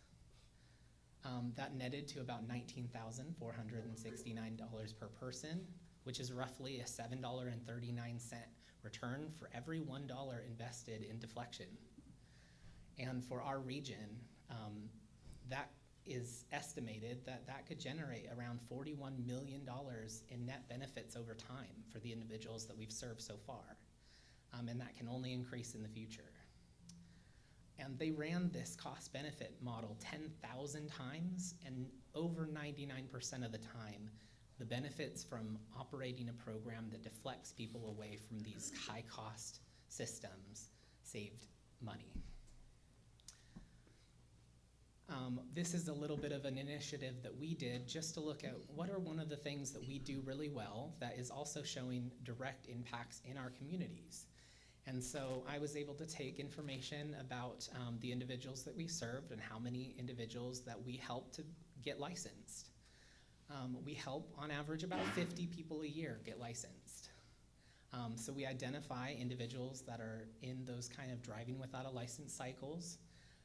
We help them to clear those court requirements, outstanding fines, so that we can get them back on the road and legal. In doing so, we support that full license reinstatement, and then we help them to maintain that stability through following through. For us, that looked at, for getting 50 individuals a year their licenses, looked at $122,000 in savings year for year. And that's not just 1 year, that's cumulative. Every year, we're saving that same amount for that first 50 people. And if we're getting 50 people a year over the next 10 years, we were looking at a cost reduction saving of around $5.3 million just for getting people licensed. 30 seconds. Okay, we can go on to the next. This is a little bit of what happened this last biennium, is that unfortunately the Healthcare Authority and the Governor's Office put out budget proposal that called for a 50% reduction in the program. 50% reduction would have effectively, for our communities and our counties, been elimination. It wouldn't have allowed us to truly serve the population that we serve. There was some drafts through the House, and the Senate actually proposed a complete elimination. Luckily, those didn't happen. We are to a point that in the final budget, we did find that we faced a 20% reduction. I might have one more slide to go over. The ask from all of you here is, if possible, to advocate for the reversal of that reduction, or certainly for the sustaining of the funding that we do have, so that we can continue doing this work that is saving the state of Washington and this region and this county and its communities money. And I think that's it for what I need to say. But if there's any questions. Yeah, not so much a question as a comment. I would just tell for the group, the Save Washington budget proposed by the Senate Republicans and supported by the House Republicans that had no new taxes, had no reduction in this program. Yes, so I think it's just a good example of, this is about priorities, about picking the systems that are truly working, truly helping, and funding those and setting priorities. We can do this with the revenue we have if we just pick the right things. You know, I want to chime in here. I'm almost like a stalker of Joey's and Robin's, partly because the Recovery Navigator program is, at face value, a good program, but it's built on relationships, right? The relationships have to be built with the first responders, because if the first responders will not buy into the program will not be successful. So what Destination Hope Recovery has done is they've built on a relationship with the officers, so the officers feel comfortable doing those referrals. law enforcement is the first one coming in contact with these people in crisis. We're the first ones coming in contact with people when they're in the need for homelessness, whatever their issue is. And if we're not comfortable with the organization hosting it, then we're spinning our wheels, right? So I really want to plug your organization and what you've done. You know, it becomes important to recognize in the SUD world, there's a version of harm reduction that works in that world. In law enforcement, our version of harm reduction is very different. And what Destination Hope Recovery does is they don't cause a conflict between those two views on harm reduction. They allow us to understand our view of harm reduction is protecting the quality of life in communities. It isn't necessarily about the individual user. And as long as we can coexist with those views of harm reduction, it works. But when another alternate view of harm reduction is forced on those who are trying to protect the quality of life in the community, you will not get buy-in with law enforcement. So I thank you guys for what you're doing, and it has had a huge impact in our community. So thank you. Thank you so much. I'd also like to chime in as well.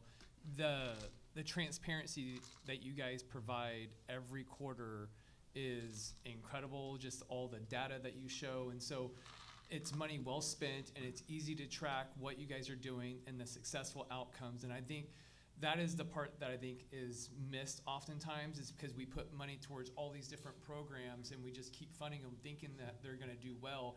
But you guys actually show positive outcomes, successful outcomes day after day in what you're doing with the Recovery Navigator program, and couldn't be more thrilled that you are in Lewis County and that you're in the other 5 counties and that you guys are having the positive impact that you are having. Yeah, I really appreciate, one of the things that I didn't touch on was when we were facing that reduction and the look at potential 50% or program elimination, in 3 days, we received 18 letters of support. 14 different law enforcement agencies in these counties wrote letters. 3 public health directors signed and wrote letters for us. A few of the jails. And so really just appreciative of the support that the program has garnered over the time. And I think that it did have an impact in the final budget. I hope so, because I sent it to all of you here. So really just appreciate the advocacy from all of you. Thank you.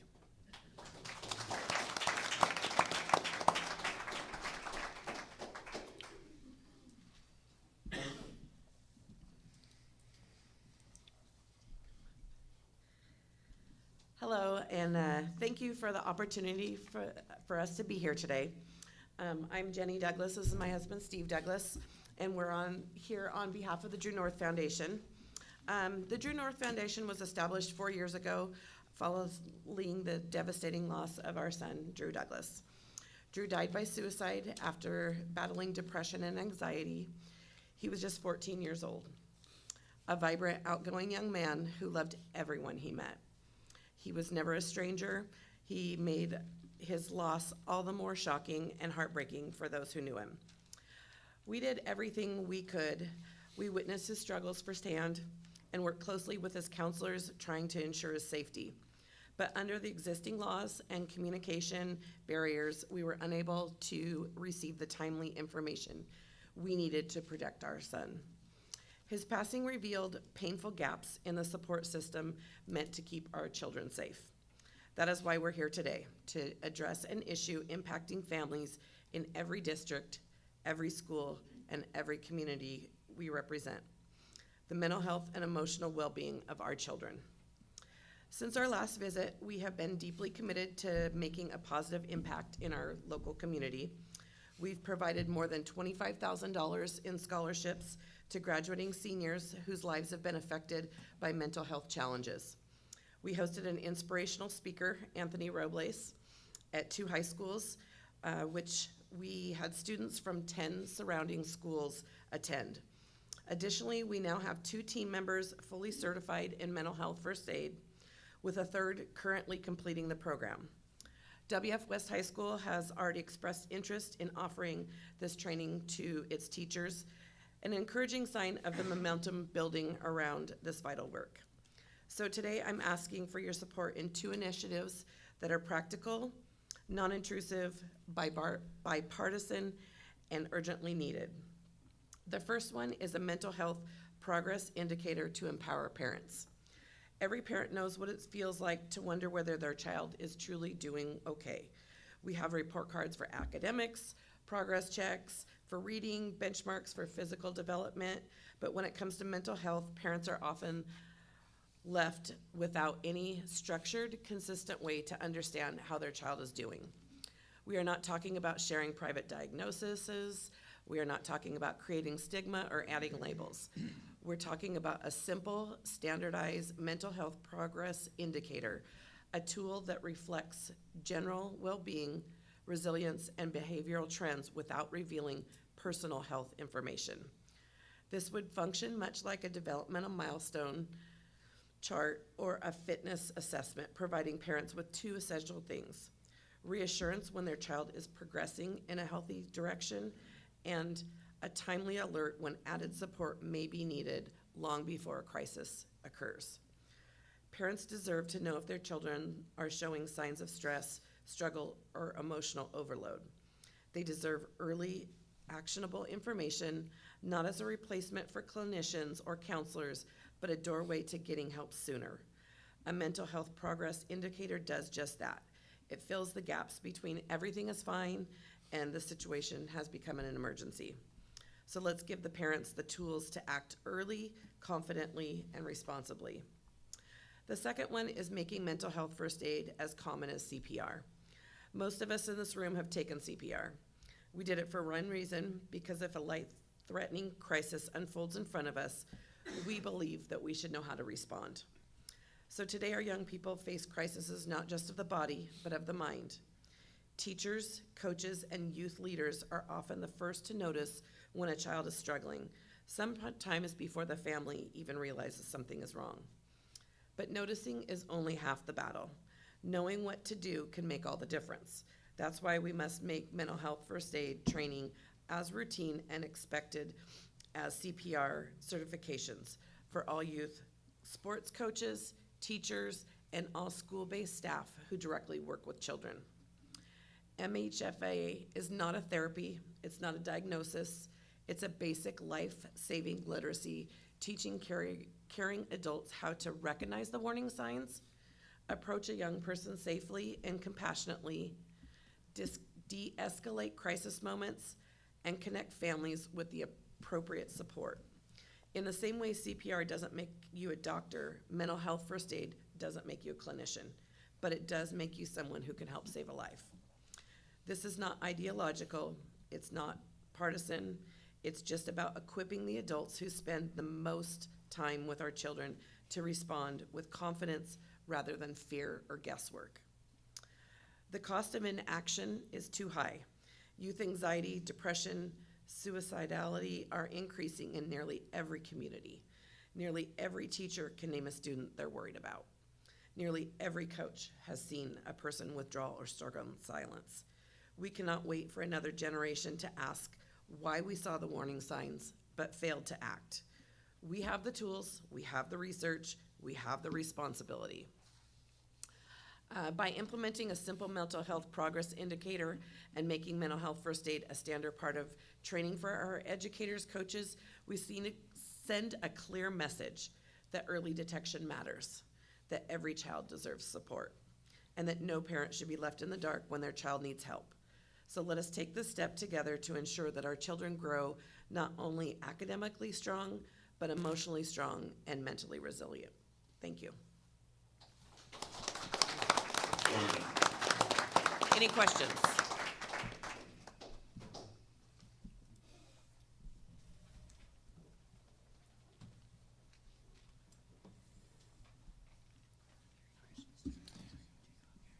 Good afternoon. My name is Trinidad Medina. I am the Chief Executive Director with Great Rivers BHASO. And just pleased to be here. Thank you, Cascade, for hosting this wonderful event. Thank you, electeds, for being here and listening to what we have to share about services, behavioral health services in our communities. I'll try to keep it under 7 minutes, so thanks, Diane, for keeping track. Next slide, please. So a little bit about Great Rivers. We are the Behavioral Health Administrative Service Organization for our 5-county region, which is consisting of Grays Harbor, Pacific, Lewis, Wahkiakum, and Cowlitz counties. Our primary responsibility is ensuring that our region has access to behavioral health crisis services. We do that as well as fund other legislatively directed programs like the Recovery Navigator Program, Youth Navigator Program, Assisted Outpatient Treatment. We operationalize programs that you all at the Capitol decide that it's something that needs to be implemented statewide. We are the safety net access, regardless of insurance or income, for behavioral health crisis services. One exception is crisis stabilization services. That is not a service that's available to everyone, but mobile crisis response is, and also regional crisis line services. Next slide, please. So just here to share a little bit about system pressures within the behavioral health community. Starting off with workforce shortages. There was a presentation earlier that outlined shortage in workforce. I've seen it in many different plans across homelessness, recovery supports. Workforce is an issue for behavioral health services. We just don't have the clinicians trained and ready to provide service when needed.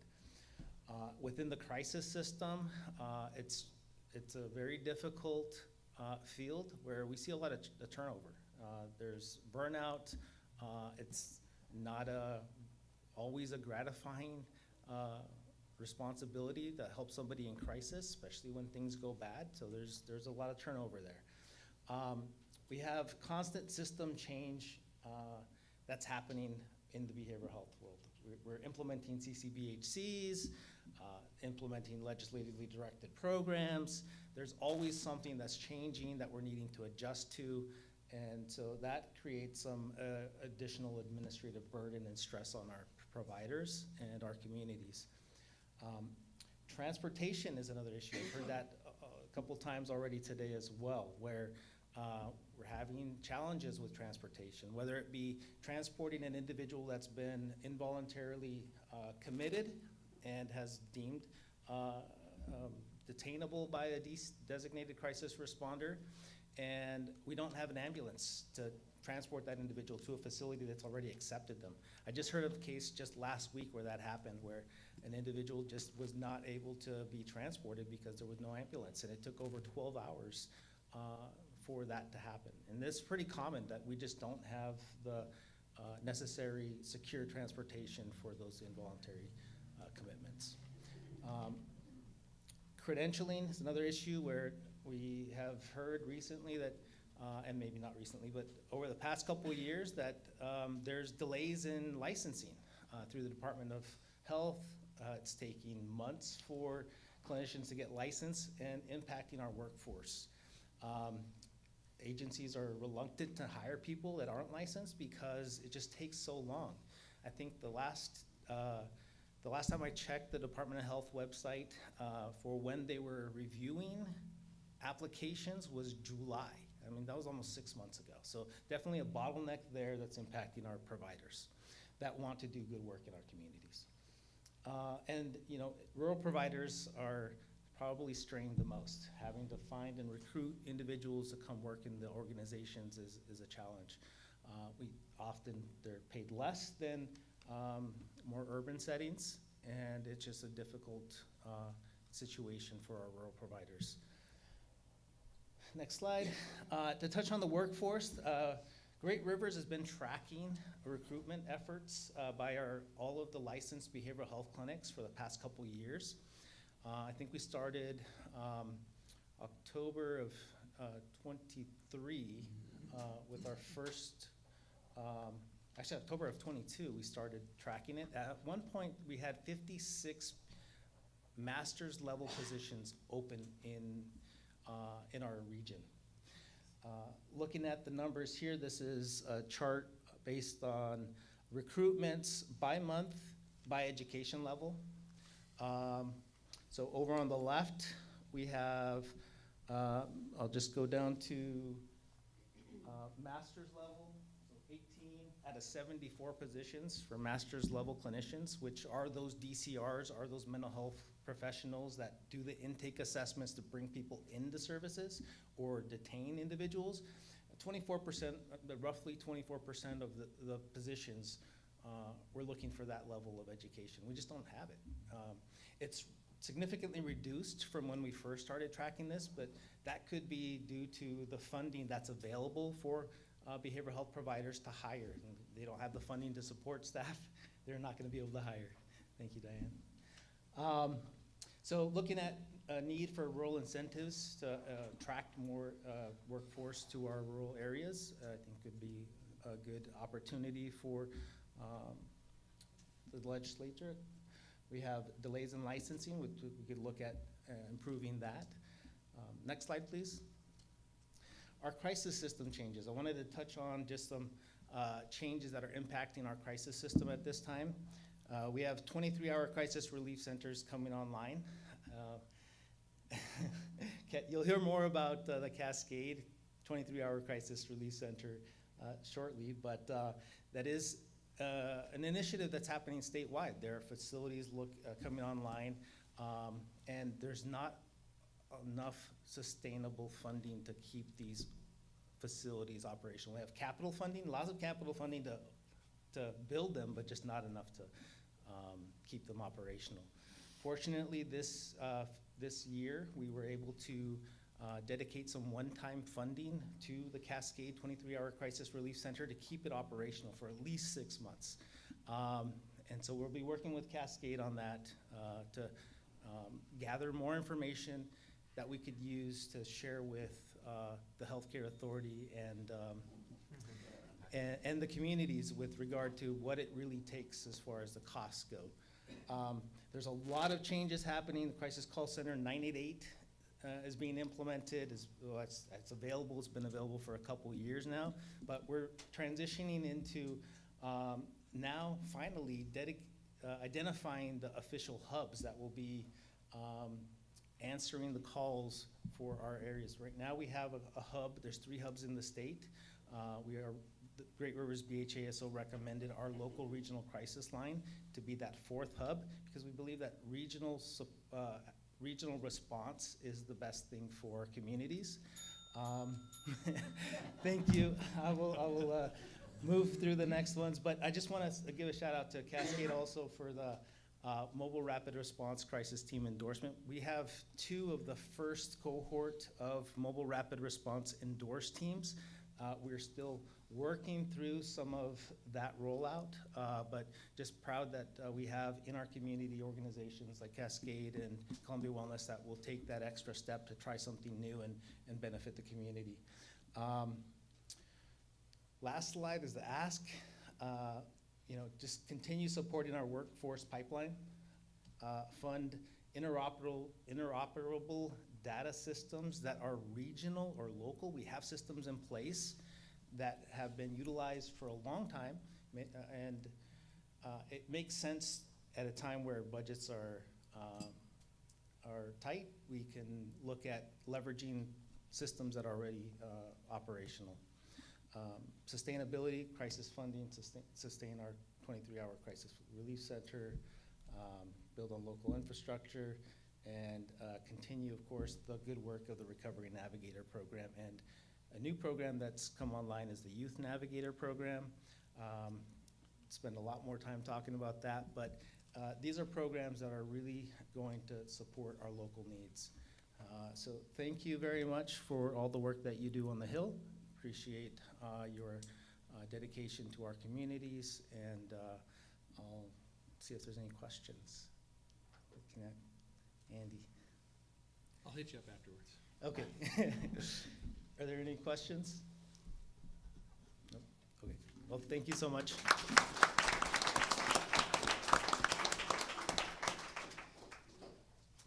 Okay, so first of all, Diane, thank you for your job, but you're done now.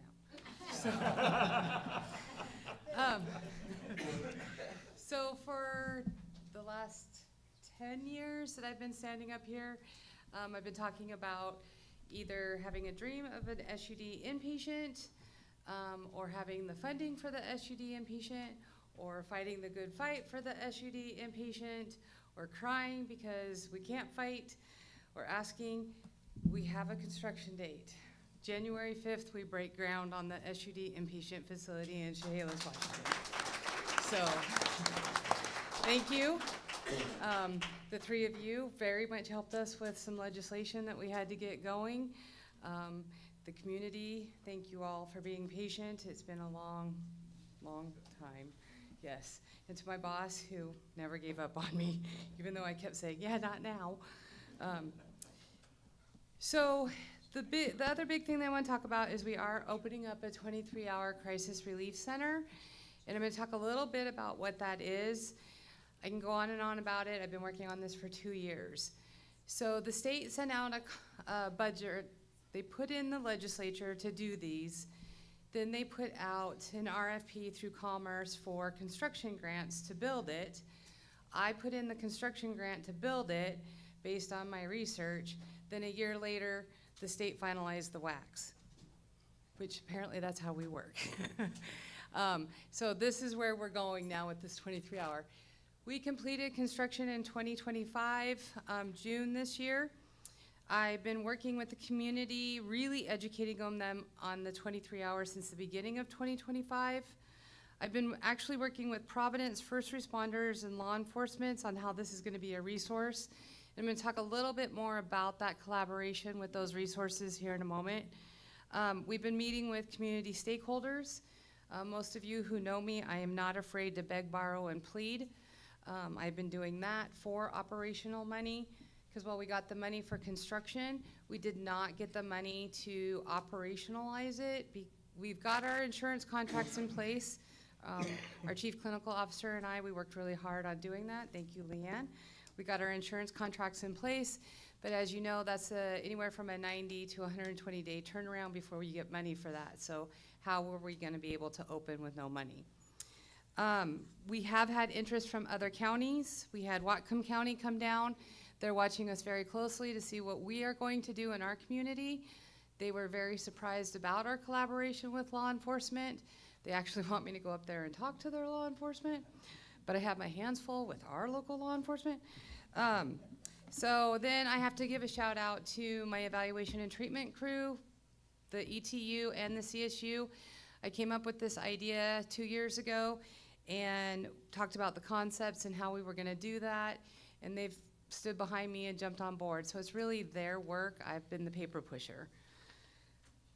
So go ahead and go to the next slide. So what this is a person can come into this facility, and this facility will be over at Stillhammer. And that's where our evaluation treatment center is and our crisis stabilization unit is. So we're now adding a third layer of treatment. So they can come in for 23 hours and 59 minutes. And they will be seeing nursing. So when they come in, nursing will check to make sure that they are appropriate to be with us. So if there's an arm missing or something like that, we're gonna be like, yeah, that's the ER. We'll be doing a mental health assessment and or SUD assessment. So we will be addressing those. We will have case management, which those people will be connecting them to resources. We'll be doing medication management, which includes medication-assisted therapy. I will be addressing some withdrawal symptoms too there. So we will also have psych evals. They can start people on medication as we move them in. In this, we need to be providing minor wound care and basic health needs. So this is different than your traditional behavioral health clinic. So we actually have to have a medical component. So we have hired a medical primary care person, an ARMP, Teresa Johnson. She helped us with some of the startups of our MAT clinic. She also had been working in the jail, so she's been around and she's worked with me enough to know that we're just gonna go with this. But we do have to address those, so that this is a little bit of a different piece, working with the state, working with the ASO on how to get reimbursed for it. Because when I talked with HCA, they had no idea that just psych ARMPs couldn't do stitching, and I was like, they don't learn that. So we had to do some teaching around that. Then if the client decompensates because of where we're at, I can move them to the crisis stabilization unit where I can keep them for up to 14 days. And that becomes a 24 observation with nursing, with the provider is meeting with them, clinicians are in there, they're doing some light treatment with them just to develop their coping skills, and we can move them out. If they still decompensate from there, we can call in a DCR, and then we can have them detained, and then we'll just move them over to the locked unit. So this person has gone through 3 levels of care potentially, and I've never had to move them out of the building. So this is what we're really excited. So the goal is when they come in, we treat their behavioral health right away. They don't get sidelined to the waiting room and be yelled at and that kind of stuff because they're not acting appropriately. They will be acting appropriately for us, and we will be treating that. We do have the potential of adding 48 new positions with this program, probably a little bit more, and our goal is to open early 2026. As Trinidad said, we are partnering with the ASO, and so we do look like we have about 6 months worth of operational money, which will get us to that. And I just wanted to show you some pictures. It is very intentional. This is supposed to be more home-like setting, inviting, not a medical facility. So as you can see, our waiting room, it doesn't have your traditional brochure things sitting up here and all that stuff. It's very inviting. So this will be the first room that they come into. This is the nurse triage room. So we'll go over them to find out why they're there, those kind of things. The nurse will make sure that they're okay to stay with us, and then we will move them into, okay.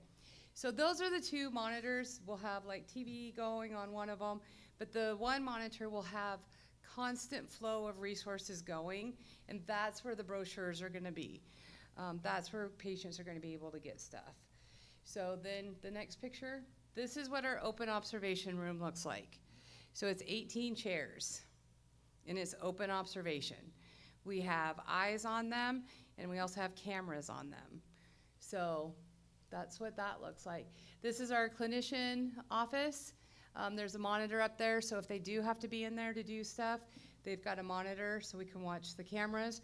We also have 2 windows that are one-way windows that we can look out and see what's going on the unit. This is our exam room.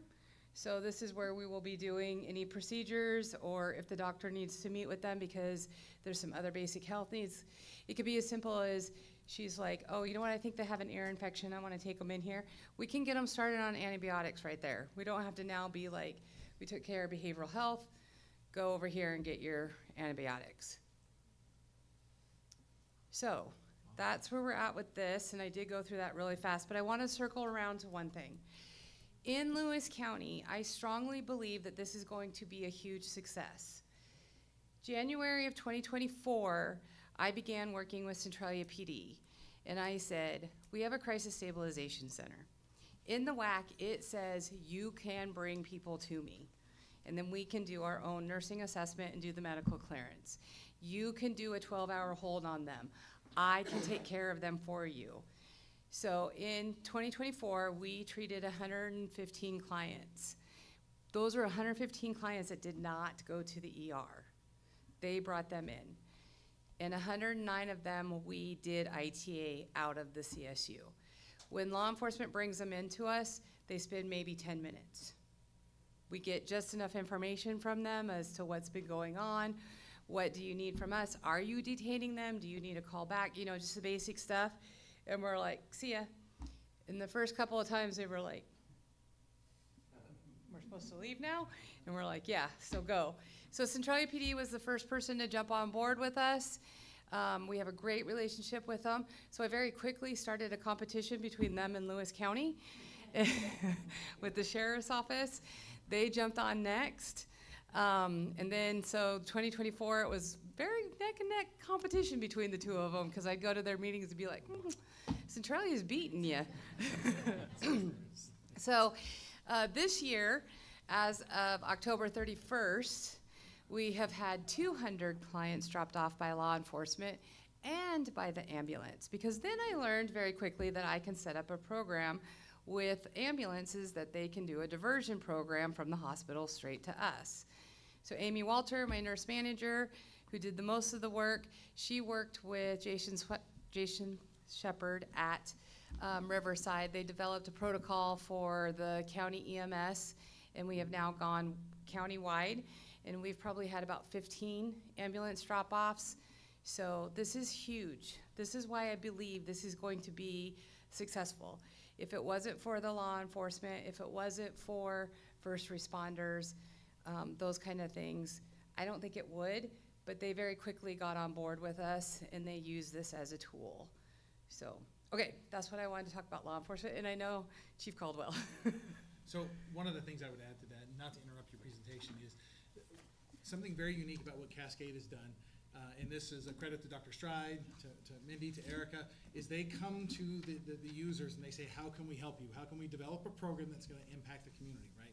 Instead of telling us what they're going to do, they ask us what can they do. And that's been a huge benefit for us. And so when Mindy talks about the drop-off and the officers, a little bit of confusion of can we really leave? Typically when we do an ITA at the hospital, our officers are there for hours on end. And that's times that they can be out serving the community.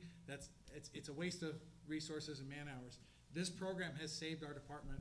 I think we actually figured it 2024. It's a remarkable amount of hours that this program has saved us. Not only the benefit to the community in the emergency department. So I do want to point out that it's very unique to have an entity come to the actual end user and say, what do you need, rather than telling us what you're going to do. So thank you for that. And I just want to be fair to the other law enforcement agencies.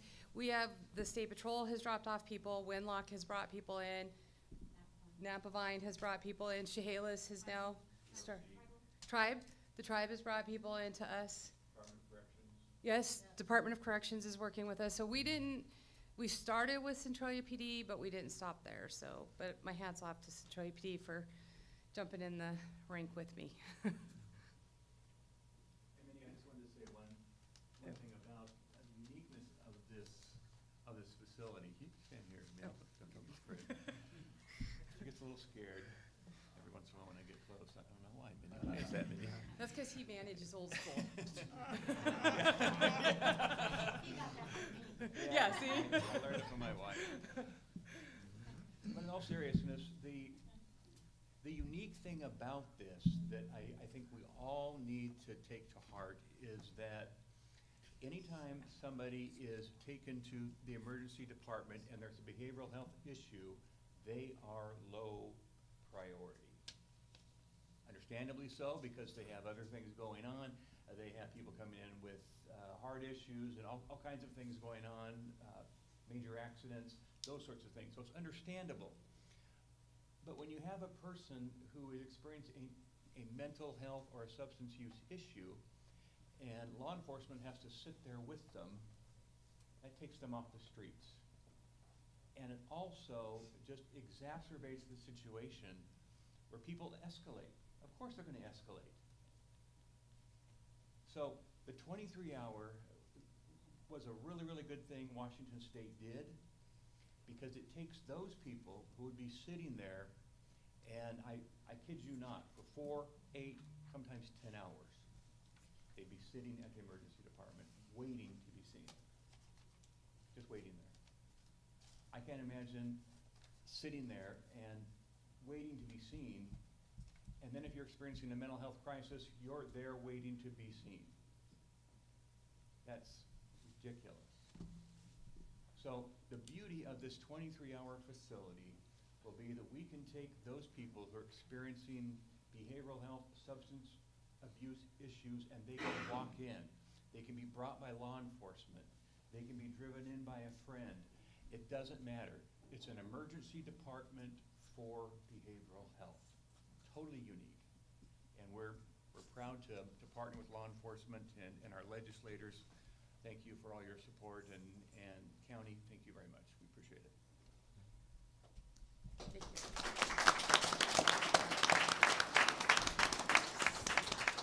That's the end of us. Yes. Oh. Comment related to the 23-hour crisis relief, but I was cut short on time. See, that's why I go last.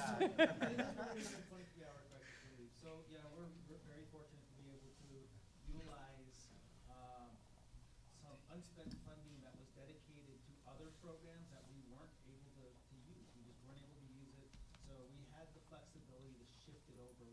Healthcare Authority's approval to support this. But it's only for a limited time. It's one-time funding with required acceptance or taking individuals that law enforcement and the community drop off. Those people that don't have insurance and don't have Medicaid, I don't know how Cascade's gonna be able to sustain providing those services to that population. Our funding for the ASO, we fund non-Medicaid services, but as I said earlier, crisis stabilization is not one of those that's required.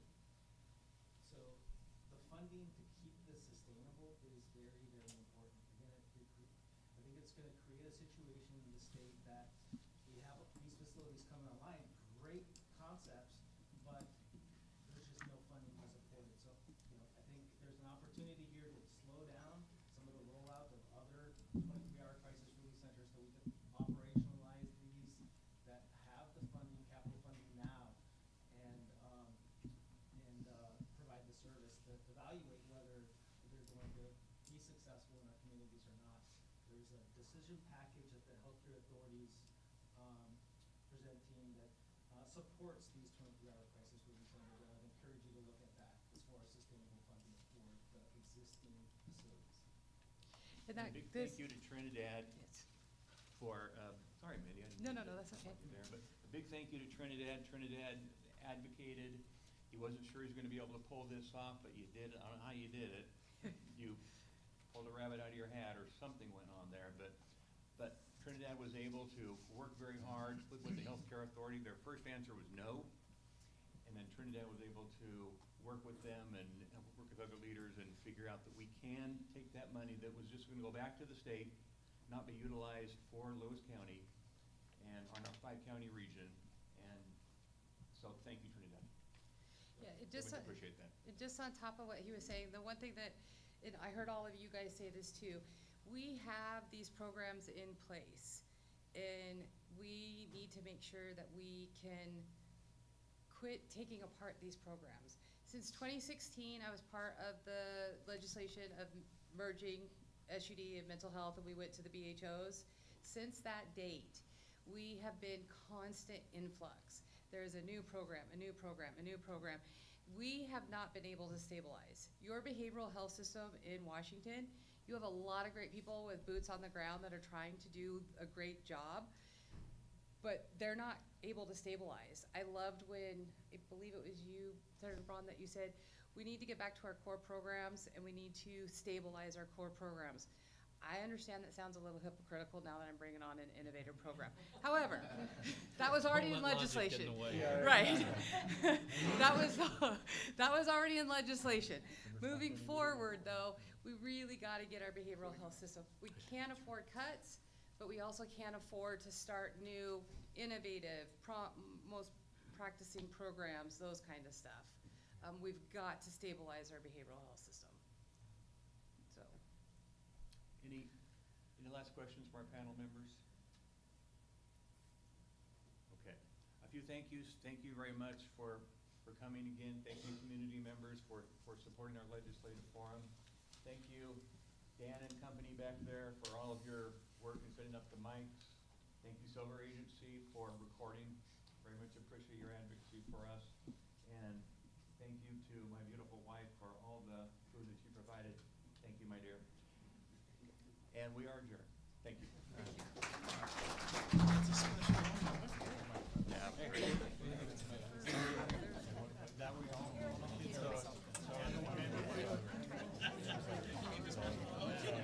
Okay.